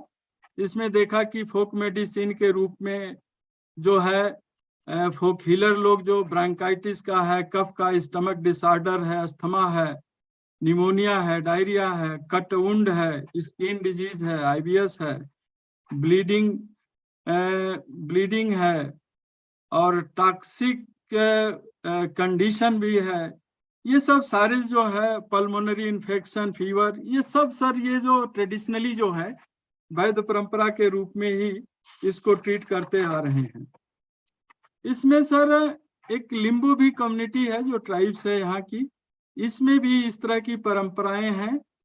और सर अब इसको डिटेल ना बता करके मैं ये कहना चाहूंगा कि जो वैद्य परंपरा के तहत ये सारे कम्युनिटी सिक्किम में स्वयं में अपना ट्रीटमेंट करती आई हैं और फोक हीलर बहुत सारे इस्टेब्लिश फोक हीलर हैं। लगभग हम लोगों ने सर डॉक्यूमेंट किया है, करीब 2010 तक 102 फोक हीलर्स हम लोगों के इंस्टीट्यूट से डॉक्यूमेंट हुए थे। अभी 2021-22 में हमने जो है 30 फोक हीलर्स को डॉक्यूमेंट किया है और 72 फोक क्लेम है। टोटल 250 से ऊपर फोक क्लेम हम लोगों ने कलेक्ट भी किया है। तो ये निश्चित है, इससे साबित होता है कि परंपरा से, वैदिक परंपरा से हम लोगों का ये सिक्किम में यूज होता रहा है, लेकिन गवर्नमेंट के तरफ से बहुत अच्छी इनिशिएटिव नहीं हो पाई है। यहाँ 50 बेडेड एक आयुष का हॉस्पिटल है वेस्ट सिक्किम में और 10 बेडेड एक हॉस्पिटल है, वो भी इंटीग्रेटेड है, इंडिपेंडेंट कोई हॉस्पिटल नहीं है जो वेस्ट सिक्किम और गंगटोक में है। यहाँ कोई आयुष की न तो कोई डिस्पेंसरी है, न तो कोई इंडिपेंडेंट हॉस्पिटल है। और अब धीरे धीरे इसमें विकास हो रहा है। एक सोवा रिक्पा का मेडिकल कॉलेज यहाँ इस्टेब्लिश है जो चौथा या 5वां ईयर स्टार्ट है और 15 सीट है इनके पास। इनका बेसिक जो है तिब्बतन नॉलेज होना चाहिए इसमें एडमिशन के लिए। तो कुल मिलाकर के सर यही है। और यहाँ लगभग 50 से एबव एलोपैथिक फार्मेसियां हैं, लेकिन मेडिसिनल हब होने के बावजूद भी यहाँ आयुष की एक भी फार्मेसी नहीं है। तो इन सब फील्डों में यहाँ स्कोप है, यहाँ बढ़ाने की जरूरत है और हम लोग भी लगातार कोशिश कर रहे हैं और कि ताकि स्टेट में यह आयुष सिस्टम ऑफ मेडिसिन का थोड़ा सा विकास हो। तो सर इन्हीं सब शब्दों के साथ मैं आप सभी लोगों को बहुत बहुत आभार और धन्यवाद व्यक्त करता बहुत हूँ। बहुत धन्यवाद आपका, बहुत बहुत धन्यवाद। बिल्कुल आपने व्यंगावलोकन का सुंदर चित्रण कर दिया, पूरा चित्रण, रियली गजब गजब। सब जुड़ते रहिएगा, ये प्लेटफॉर्म आप सबका है, प्लीज जुड़ते रहिए। Thank you sir. Sowa Rigpa में क्या डिग्री देते हैं वो उनके कॉलेज से? ये सोवा रिक्पा में ये बैचलर ऑफ सोवा रिक्पा ही है, Sowa Rigpa system of medicine करके देते हैं। BASR। जी जी ठीक है, थैंक यू सर। जी। Thank you For very much Prakash ji. जी sir for your nice explanation. You have nicely described what type of traditional healer are available at Sikkim.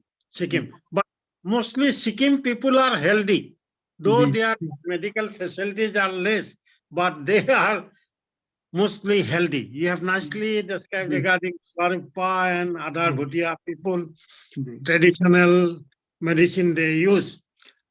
Due to the consumption of herbs, they are healthy. I don't know, but most of the people, from my knowledge, they are healthy and less dispensaries are there, including. So thank you once again. Thank you, sir. Okay, Thank you, Dr. Sri Prakash ji. Thank you, Sharma ji.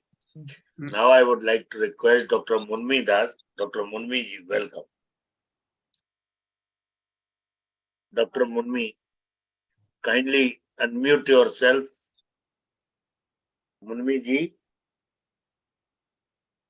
Munni ji पहले भी मंच से जुड़ चुकी हैं। Doctor Munni, am I audible to you?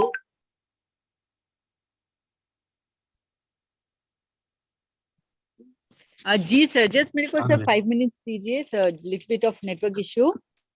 तो फिर तब तक मैं नेक्स्ट स्पीकर को इनवाइट कर लेता हूँ, आप यदि परमिट करें। जी जी जी, thank you. So now I would like to request doctor Lalton Kimi Ralte from Mizoram. Welcome, welcome doctor Ralte, welcome. Kimi Ralte, have you joined, madam?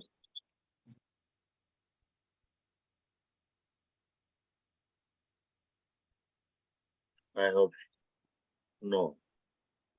Only Kimi Ralte ji has not joined. So in the meantime, I would like to request our dear Dr. Imli Kumbaji. Welcome, welcome Dr. Imli Kumbaji from Arunachal Pradesh. Welcome. Thank you, sir. You have passed the platform before also. You are Yes, dynamic, energetic AYUSH expert. Welcome. Yes, sir.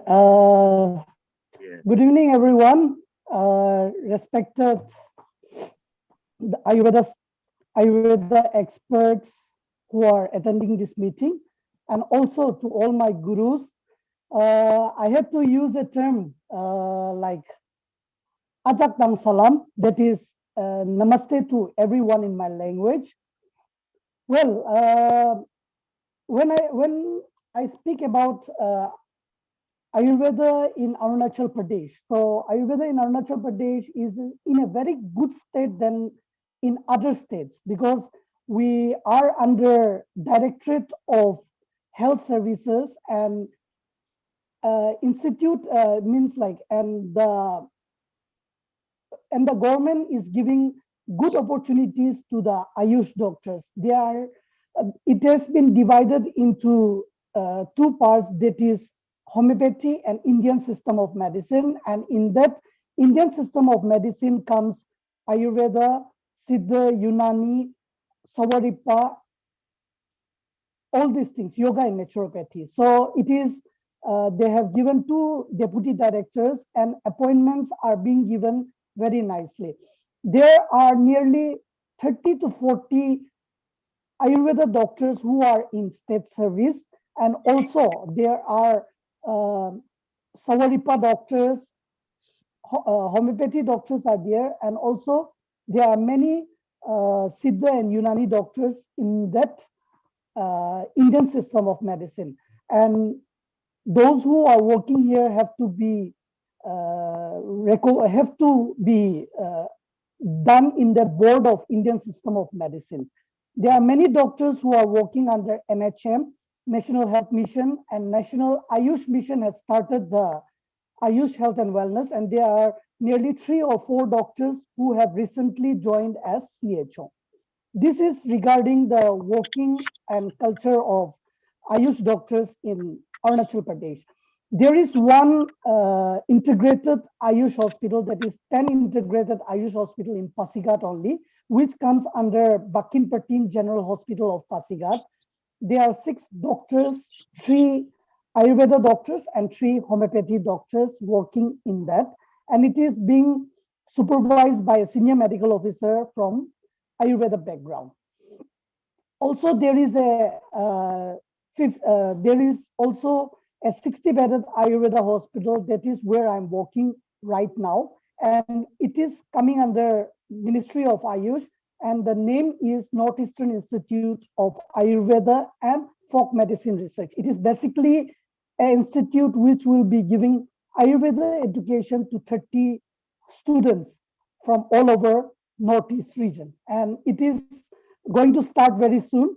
And also it is working in folk medicine research, like many of my speakers from the previous, they have stated that folk medicine research, folk medicine, and they have done many researches in that. So I would like to highlight that there are, we have been doing many folk researches, and I would like to share some slideshow also regarding those research, what our institute has done. But before that, we have two researchers mega projects which is going on till now for 3 years, where I am the principal investigator in one project and a co-PI, co-principal investigator in the other. The first project where I am the PI is the insect diversity of Arunachal Pradesh and its medicinal value. I am very happy to say that it's been only 1.5 years, and regarding the insect diversity explained in many research projects, we have already found more than 165 species which are edible. And also we have found 2 peculiar species which one species of insects is used for preservation of meat. So we are coming up with that also. And also one insect which is used in the treatment of malaria. So we are working on that and we are trying to document it very nicely. Also, the second project, which is a 3-year project funded by Ministry of AYUSH, we are working on documentation and validation of folk healing practices of Mokokchung district of Nagaland, and it is on the way. We have completed, we have documented nearly 65 traditional healers from our community alone. Other than that, we have done a digital documentation of traditional healing practices of Tuensang districts of Nagaland. Also, we are doing that elucidation of manuscript, like our principal sir, Ramakant sir, had said that there are many manuscripts in Johar district. So we have found 3 or 4 manuscripts. Also in Manipur we have found, and we are trying to translate it into a book which will come out very soon. We have 3 publications as of now, Certified Traditional Healers of Northeastern India, where 50 traditional healers from Northeastern India are already given with all their details, their phone number, their address, the knowledge from where they got, which generation they are, and also a textbook on recent advances in folk medicine research in Northeastern India, which was published by our institute. Also, recent advances in Ayurveda and folk medicine research was established, was also released recently. So I wanted to share some one important kind of thing, if I'm allowed.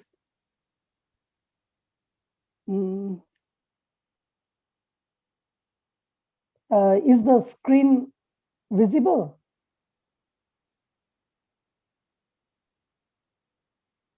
Hello? Not yet.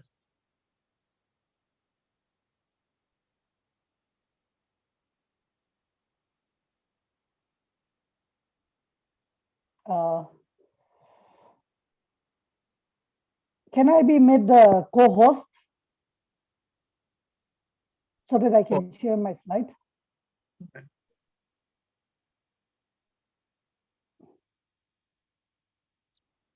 You are co-host.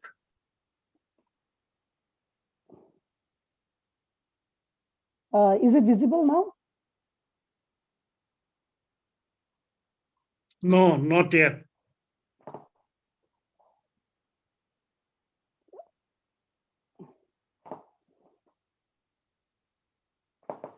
Okay. I think there is some issues from my side, I guess. I wanted to share some pictures of some unique traditional practices of some of the states of northeastern region, where I would just show you, I will just say it with I will just share it with you. There was a traditional healer in Tawang who is 80 years old and he does fire therapy. It is basically a form of Agni Karma only, and he has been practicing it for the last 50 years. What fantasized me was he has never gone out of Tawang and he has been practicing it for the last 50 years. And he knew this art from his father, who was also not, who had also not gone. So I wanted to, I'm still documenting it and I want to know the real, from where did he learn or from where did he get this knowledge? And many people are getting benefit. Second healer I want to share is a healer who treats only eye disorders. She says that she deals with cataract patients and she treats with the shin bone of Shanghai, the state animal of Manipur. I had the video, but I could not share it. The shin bone of this thing is used inside the eye, and he is massaged, and she massaged that shin bone with the. She massages the inside of the eye with the shin bone, and also she uses the teeth of the deer to massage that. So it's a unique, peculiar therapy, and I had also undergone that therapy when I went to document that.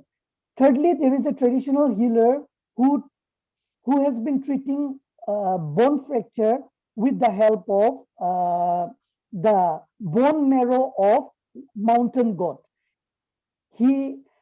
While he was going to the jungle, he found a wild goat which had fallen down from the cliff, and he had broken his hind leg. So what he did was he used to lick the mountain goat used to lick the broken bone, and within 7 to 8 days he got better. So he got the knowledge of that the bone marrow will heal it, and also the tongue. So whenever the hunters from his villages killed any mountain goat, he used to collect the bone marrow, long bones, and inside the bone marrow, he used to prepare an oil, that is majja oil, and that oil will be massaged to any patient who is having bone fractures and all, and with the dry tongue of that mountain goat, he used to massage that, and he used to get very good benefit. Thirdly, I met a traditional healer who used to treat diabetes with the use of bile of beer, the beer bile.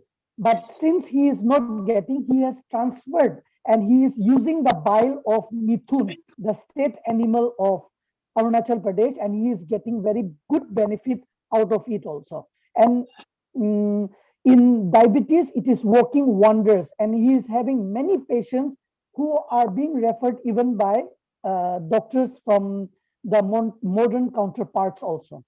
There is a traditional healers who uses frog skin for burn patient, and he is getting very good benefit from that. That traditional healer is working in. He is from Nagaland. So I had all the pictures to share, but unfortunately I could not. And also we are working on patterning some instruments or some traditional ways how they used to prepare the capsule, because they used to prepare the capsule with the help of bamboos in the olden times. So I had also put that pictures of that instruments which they use. We are trying to document and pattern it also. These are all the things what we are doing. We are also working on certification of traditional healers, because we know that traditional healers are not certified, and this is the main reason why they are running away from that. Means like आदमी लोग उनके पास नहीं जा रहे हैं इसी कारण, because उनके पास सर्टिफिकेट नहीं है, उनके पास नॉलेज बहुत ज्यादा है. शायद मैं जो अभी तक नहीं जान सका हूं, उनसे मुझसे ज्यादा उनके पास नॉलेज है, लेकिन जो साइंटिफिक वैलिडेशन है वो नहीं हो पा रहा है. तो इसी के कारण वो लोग मतलब ये आर्ट को भूल रहे हैं और इसको वो लोग अपने फैमिली मेंबर्स को नहीं सिखा रहे हैं. लेकिन ministry of Ayush, government of India और क्वालिटी काउंसिल ऑफ इंडिया ने एक स्टार्ट किया है voluntary certification scheme for traditional community health care providers. जो ट्रेडिशनल हीलर्स है उनको traditional community health care providers बोला जाता है, और उनको मतलब सर्टिफाई करने का स्टार्ट किया गया है और उनको सर्टिफाई करते हैं आयुष डॉक्टर्स और ट्रेडिशनल हीलर्स। उनका भी एक बहुत बड़ा टॉपिक है जो मैं कभी चांस मिले तो आप लोगों के साथ शेयर करना चाहूंगा। तो उसी चीज के साथ मैं स्टॉप करना चाहता हूं, लेकिन उसमें वही बोलते हैं कि अभी तक सिर्फ 6 फील्ड मतलब 6 डोमेन्स में उनको सर्टिफाई किया जाता है। नंबर 1 कॉमन एलिमेंट्स में सब चीज आ जाएगा। Second arthritis, third traditional bone setters जो बोन टूटना या फिर डिसलोकेशन ये सब है। ट्रेडिशनल बर्ड अटेंडेंट मतलब जो बर्ड को हेल्प करते हैं। Poisonous insects and animals bite जो पॉइजनस और इंसेक्ट्स और एनिमल बाइट्स का होता है। और लास्टली आपका जॉइंडिस। इस 6 फील्ड में वो लोग सर्टिफाई हो सकते हैं और इसको हमारे इंस्टीट्यूट भी देख रहे हैं। और nearly 50 traditional healers from Northeast are certified, and all over India 1040 traditional healers are certified already. Or I'm very happy that I was the first team leader for certification of traditional healers in all over India, not only in India but the whole world. So Tripura was the first state where traditional healers were certified in the whole world, and 5 traditional healers were certified. Thank you, sir. Thank you so much. Thank you, Dr. Emily Kumbaji. Please do join every day. Please do join every day. Yes, sir. Yes, sir. Ji.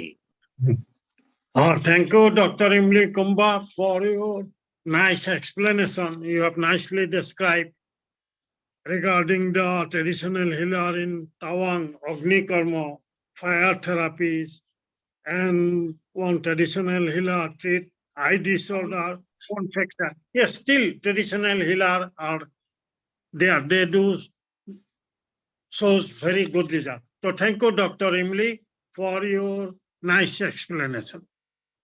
Over to Pawanji. Thank you, sir. Thank you. Now I would like to request Dr. Mukamcham ji. I'm sorry, thoda late hua, lekin welcome, doctor, welcome. On the line, sir. Welcome. Audible, sir. Good evening. Good evening. और कैसे है मुकाम? Yes, sir. Very good, sir. Very nice, sir. Very nice. बहुत ठंडा है ना वहाँ? बहुत ठंडा है आप लोग का? Yes, sir. बहुत ठंडा है, sir. बहुत ठंडा, हाँ. Respected Northeast Vidya Parambara committee members, respected my dear sir, my Guruji, Dr. Vishnu Prasad Sharma.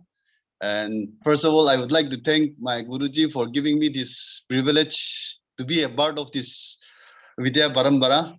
So Nagaland is a small state, and I would like to say something about Nagaland regarding Ayurveda.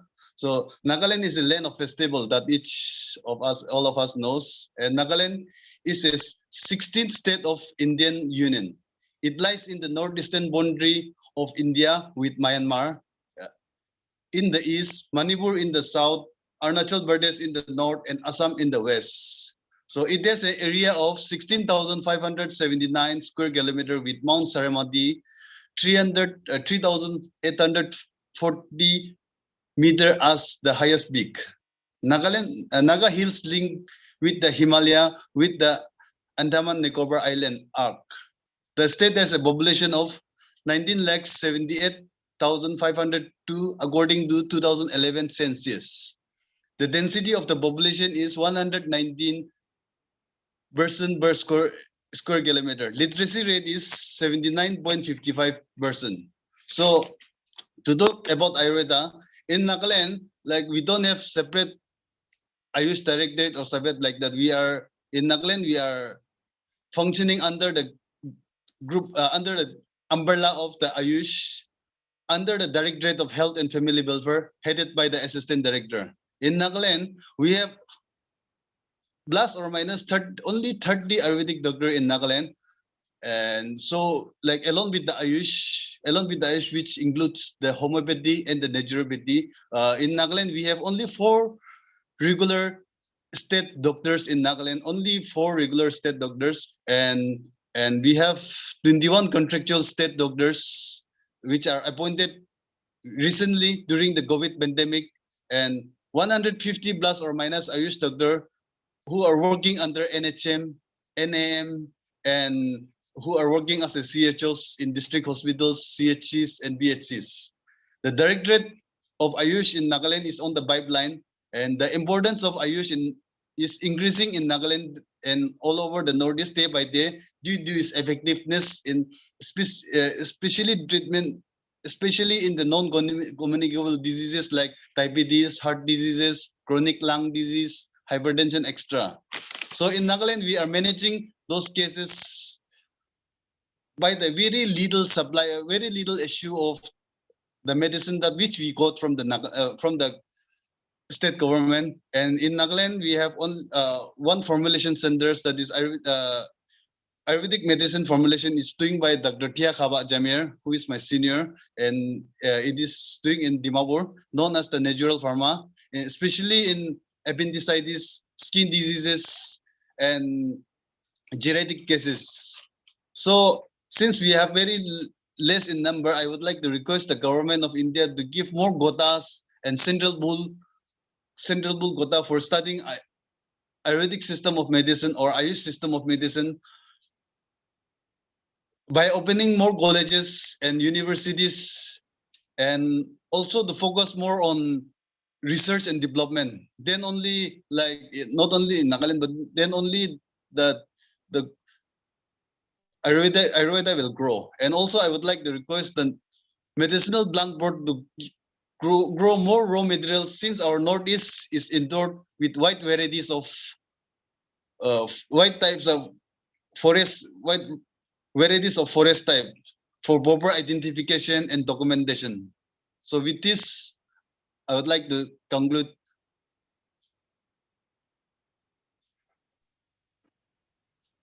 Thank you, Ji. Thank you, Dr. Mukamcham. Thank you very much, sir. Thank you, Dr. Mukamcham. Yes, sir. Welcome, sir. For your nice explanation, whatever available in the Nagaland. Yes, only few doctors are there. But you are giving very good service to the people. Very good service to the people.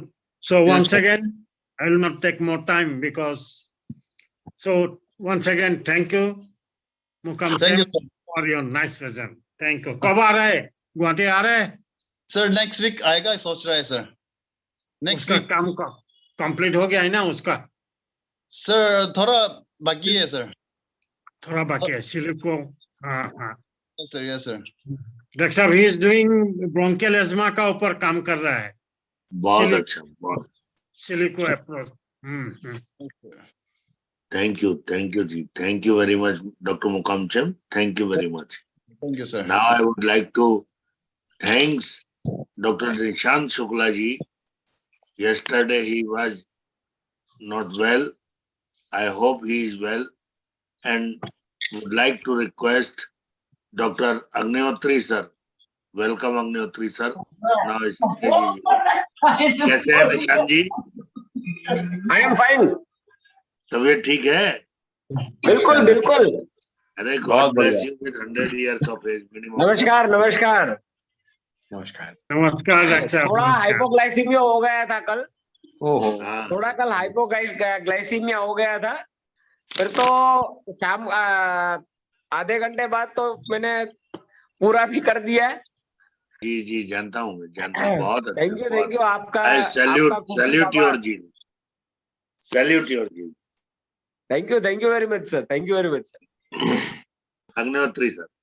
Thank you, sir. Thank you, Professor Pawan Sharma ji, and our regards to all the big dignitaries and our guest speakers, which covered the whole of the Northeast area of our great nation. I also like to thank first of all Dr. Mukamcham ji, because he waited right from 8 p.m. to 10. So 2 hours, and that too in such a extreme cold, because that area is, as he told, that Nagaland, that area is very cold, and say 17,000 feet height peaks are also there. Anyway, it is a great pleasure to say any word over today's webinar, as Professor Vishnu Prasad Sharma ji presented a wonderful bouquet of flowers coming in all the sectors of our northeast country, in northeast area of our country, and it is not 550, because we never read this thing in arithmetic, that 5 becomes 10. So this 550 webinar on today in number will go 1010 at least, then only 550 will be converted into 10. So today's webinar is 550. It's a great pleasure of our webinar and IRES whole community and whole team.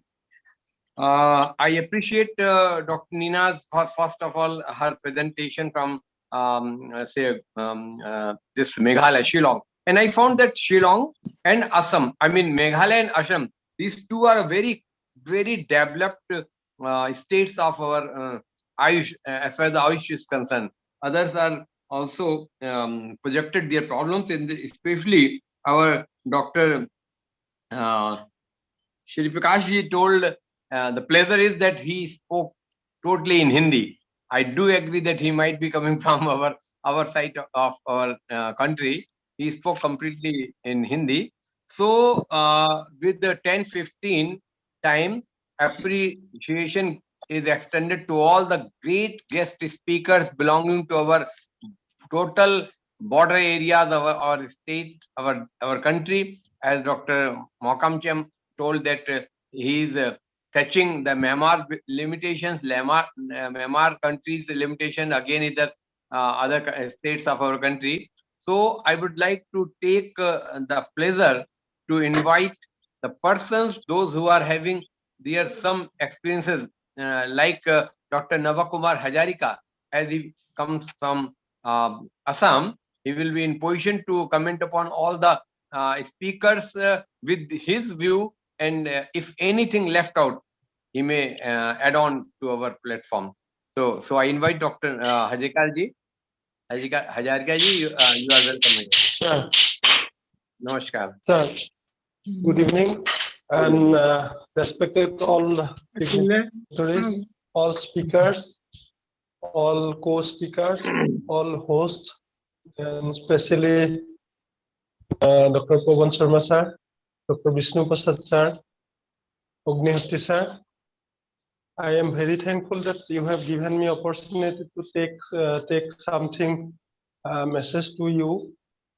I definitely getting pleasure becoming the inhabitants of Northeast, and I think this Northeast area is the biodiversity area, main hotspot. Here is a lot of flora and fauna, and these are having a lot of properties of medicine. Some are already explored by our tradition, and even in some expert people, there are a lot of flora fauna even without any identification. You know, in Northeast area, mainly in Manipur and Meghalaya and Nagaland, there is some herbs which are having the international marketing, like Texas Baketa. The leaves of Texas Baketa is exactly exported from this area till today. So it is our pride. Then some mushroom, which is golden mushroom, is also available in Arunachal border of in China. And these are also golden mushroom are also well known internationally. Then some sour fruits like wild apple, which is also going on explored by my. I am also one co-investigator in determination of nutritive value and propagation among the traditional people preparing the prickle and others by this wild apple. So these are the lot of invention has to be done by our scientific community, like we people. If we get get our hand together, then we can do a lot of exporting business, which may be helpful for the whole India to make the great country among the world. So that whatever the speaker already talked about the traditional healers, that is very nice. But due to some generation gapping, due to some unwanted circumstances, some traditional knowledge is also going to obscure. That is why a lot of some unscientific problem is also arise. But Department of AYUSH, central government, they are under CCRS. A lot of surveying is going on in this particular flora and fauna. So I think it is a very good step for all of us. We can definitely achieve a lot of success in this particular invention of this flora, fauna, and the serving the traditional people. I know that some Nagaland people is using some roots. I have also doing one research on this particular roots. Dactylus scandal. Right. And I have seen that is also having the anti-diabetic property. So within this, I'll say this is a stick movement for all of us. Thank you, sir. I think it is. Okay, sir. I just conclude. So thank you, sir. Okay, so thank you. I conclude my this remark. Thank you, sir. Thank you, sir. Okay, I do agree that a lot of flora and fauna is there. Sir. Thank you. No, I do agree that a lot of flora and fauna is there in all that area, and definitely it is full of knowledge. So whenever I invite you, a very respected name always comes in my mind, that is of Bhupen Hazarika, sir. He has been always an honorable person. So with your Hazarika surname, it sounds like that. Anyway, since a couple of minutes are with us, so a few minutes are with us. So I think that if Dr. Mumiji, who could not join because of some net problem, if she's there, I do invite her on repeated call. And those who have already presented their knowledge to today's platform, if any mind is any important point is there in their mind, to just make a feedback for a minute or two, I may invite. And also Dr. Razi from Gangtok, one name is also there in the list. If Razi that is Regional Ayurveda Research Institute, sir. Okay, sir. He might have joined a person. Dr. Sri Prakash. Okay. Sri Prakash को बहुत बधाई उनके presentation के लिए. निशांत शुक्ला जी की. Sir Nishant Shukla ji की आवाज. Doctor Nishant Shukla ji, आप कल से आज बहुत ही कंफर्टेबल लग रहे हैं. बड़ी कृपा है ईश्वर की. आप थोड़ा सा अपना कुछ उद्बोधन दीजिए हम लोगों को आज के इस आयोजन पर. धन्यवाद. आज के लिए तो मेरा कुछ भी जो है ये अनुभव नहीं है, तो आज तो मैं केवल ये कहूंगा कि I enjoyed the lot. It was a brainstorming sessions. It was informative and I am really got the good knowledge about the North Indian, क्योंकि ये पूरा जो एरिया है उसमें इन लोगों का जो है ये एक फरियाद रहती है कि भाई स्टेट और कैपिटल के नाम मालूम नहीं है हम लोगों को, रेस्ट ऑफ द इंडिया को. तो that is a new aspect to me also. उस एरिया को कामरूप देश, आसाम का एरिया कामरूप देश है और वहां पर काफी सारी जड़ी बूटी, पर मुझे उसके बारे में कुछ भी जो है वो मालूम नहीं, इसलिए मैं कुछ भी बोलूं वो योग्य नहीं रहेगा. Thank you very much sir. Hariom sir. हमारे डॉक्टर प्रोफेसर श्याम नारायण पांडे जी हुआ करते थे, हमारे योग से जुड़े CCR इससे जुड़े थे. आमला लोलिया में भी उनका चेयर थी. तो वो अरुणाचल प्रदेश के प्रो वाइस चांसलर पहले वाइस चांसलर रहे, फिर बाद में वो मणिपुर में शायद प्रो वाइस चांसलर बने थे. अब क्योंकि वो अपने एरिया के, इसलिए हमने उनको मैंने उस एंगल से नहीं कांटेक्ट किया. मैं चाहता था कि वहीं के प्रदेशवासी अपनी बात कहेंगे तो ज्यादा अच्छा वैद्य परंपरा को हाईलाइट कर पाएंगे. वो तो योग से थे, हमारे वो गेस्ट रहे हैं. तो अरुणाचल क्षेत्र अच्छा है. और आज की मैं समझता हूँ कि बहुत चर्चाएं आ गई. केवल फीडबैक के नाम पर अगर हमारे पास जो जुड़े हुए हैं पुराने स्पीकर्स, जैसे साइबल पंडित जी जो उन्होंने बहुत अच्छा बताया था।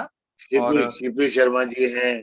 सीपी शर्मा जी, हाँ आप बताइए कुछ, आपको इनवाइट करते हैं हम सीपी शर्मा जी, और साथ में आशीर्वचन के लिए हम विष्णु प्रसाद शर्मा जी को पुनः एक बार निवेदन करेंगे कि जैसे उन्होंने प्रारंभ किया वैसे समापन भी आज उन्हीं की तरफ से होगा, क्योंकि वो आज हमारे नायक हैं और हमारे आज पूरे सूत्रधार हैं। सीपी शर्मा सर, स्वागत है आपका। नमस्कार सर। हाँ नमस्कार स्वागत।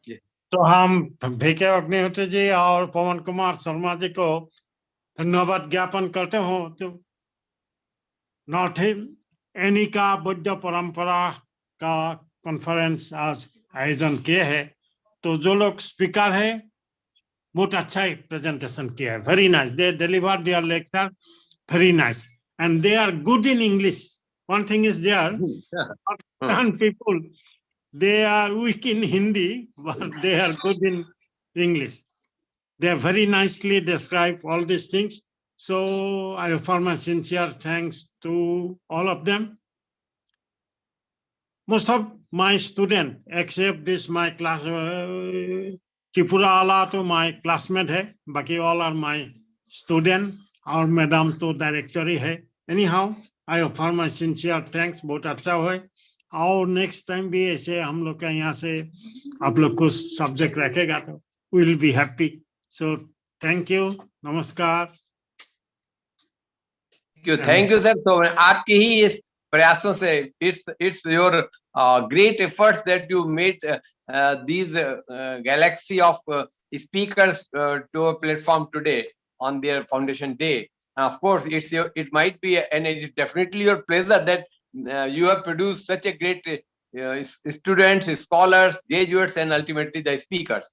So thank you, and with these words over to Dr. Pawan Sharma ji. नमस्कार, सभी को धन्यवाद बहुत। Thank you very much. Hari Mishra ji बोले कुछ सर? नहीं सर, हाँ हाँ हरि मिश्रा जी, हाँ doctor Hari Mishra from Karnataka, I hope. CP Sharma ji, would you like to say something? आदरणीय सीपी शर्मा जी। उनको इनवाइट किया था, अभी इन्होंने अनम्यूट नहीं किया। जी सर। जी सर, आइए आइए, स्वागत है। आप तो आपको समझ लगाया तो तब तक हम प्रोफेसर विष्णु प्रसाद जी को बुला लिया था। जी आइए, स्वागत है आपका। नमस्कार। सबसे पहले तो मैं पवन जी को, विष्णु प्रसाद जी को और अग्निहोत्री जी को एक नई परंपरा के लिए ढेर सारी शुभकामनाएं कि आपने नॉर्थ ईस्ट का एक बहुत बढ़िया परिदर्शन कराया वैदिकीय परंपरा का। हमारे प्रत्येक जोन में, सभी क्षेत्रीय व्यवस्थाओं में हमारे वैद्यों की, चाहे वो ट्रेडिशनल सिस्टम से चिकित्सा करते हो या उनका आयुर्वेदीय ज्ञान हो, उसका निश्चित ही आयुर्वेद के उद्देश्य परक स्वास्थ्य से स्वास्थ्य रक्षणम आतुरस्य विकार प्रशमनम। ये देखिए कि क्या किडनी से स्टोन निकाल रहे हैं और स्टोन का प्रदर्शन कर रहे हैं। ये बहुत बड़ी उपलब्धि है सर आज के जमाने में। साथ ही सभी वक्ता और सभी क्षेत्रीय आयुर्वेदज्ञों को, जिनका जो संयोजन डॉक्टर बीपी शर्मा साहब ने किया, इसके लिए असम क्षेत्रीय विश्व आयुर्वेद परिषद के अध्यक्ष शर्मा साहब को मैं ढेर सारी शुभकामनाएं देता हूं कि वो हमारी इस श्रृंखला को इसी तरह से पुष्ट और फलीभूत करते रहेंगे, जिससे हमारे जो कर्ण प्रिय आयुर्वेद के शब्द हमको सुनाई देते हैं, जिससे हमें पूरे अब्रॉड और पूरे भारत की पूरी परंपरा हमें समाहित होती हुई दिखती है। भारत सरकार को इसके लिए साधुवाद कि सभी जगह पर, सभी क्षेत्रों में समान रूप से हमारी आयुष की व्यवस्थाएं निरंतर हैं। आयोजक पवन शर्मा जी तो साधुवाद के पात्र हैं ही कि जो एक नया अनूठा जो प्रयोग करते रहते हैं, इस प्रयोग के लिए उन्हें ढेर सारी शुभकामनाएं और सक्षम संचालन के लिए अग्निहोत्री जी को ढेर सारा साधुवाद। धन्यवाद सर। नमस्कार सर, बहुत बहुत धन्यवाद आपका। मैं सभी से जो हमारे सभी सिंसियर एक्सपर्ट्स जुड़े हुए हैं उन सब से मैं एक आग्रह करता हूं, यदि मेरी हेल्प कर सकें अभी जो तुरंत माथे में आए ऐसा एक टॉपिक नेताजी सुभाष चंद्र बोस की ओर, क्योंकि उनने कहा था तुम मुझे खून दो मैं आजादी दूंगा। अब वो खून कोई लेने देने वाला है नहीं सर, अब ब्लड डोनेशन तो करने जाते नहीं है लोग। तो मैं इसीलिए कोई भी एक ऐसा यूनिक टॉपिक हो जिसपे हम 23 तारीख को नेताजी से रिलेटेड वेबिनार करें, नेताजी के उद्धरण, नेताजी के संस्मरण, और ऐसे ही एक्सपर्ट यदि दें जिन्होंने बहुत उस उम्र में नेताजी के किस्से सुने हैं, तो बहुत कृपा होगी। आदरणीय अग्निहोत्री जी, समापन के लिए आप नमस्कार, धन्यवाद। आपने बहुत सही कहा कि अब तो खून वाली बात अलग होगी। यही कह सकते हैं आप आयुर्वेद का उत्थान करो, हम आपको स्वास्थ्य देंगे। क्या बात है, क्या बात है, क्या तुम हमें आयुर्वेद विकास कराओ, हम आपको स्वास्थ्य देंगे। उसी स्लोगन की तर्ज पर ये, अब तुम कहने में अच्छा नहीं लग रहा है तो आप आयुर्वेद का विकास करिए, हम आपको स्वास्थ्य देंगे। क्या बात। चलिए, इसलिए सभी से मैंने ओपिनियन मांग ली है। जब आपने कहा कि तुरंत बताइए, तो तुरंत ऐसे ही होता है। आप जब वो लोग कहते हैं हर दिन हर घर आयुर्वेद, तो यही है आयुर्वेद का विकास, स्वास्थ्य की स्थापना। बहुत अच्छा टॉपिक दिया है डॉक्टर साहब, थैंक यू। बहुत बढ़िया लगे। बढ़िया topic. Thank you very much स्वतंत्र सर। भारत में अमृत महोत्सव में आयुर्वेद और स्वास्थ्य साथ साथ। जी साहब, जी साहब, कुछ भी बना लिया ऐसे ही।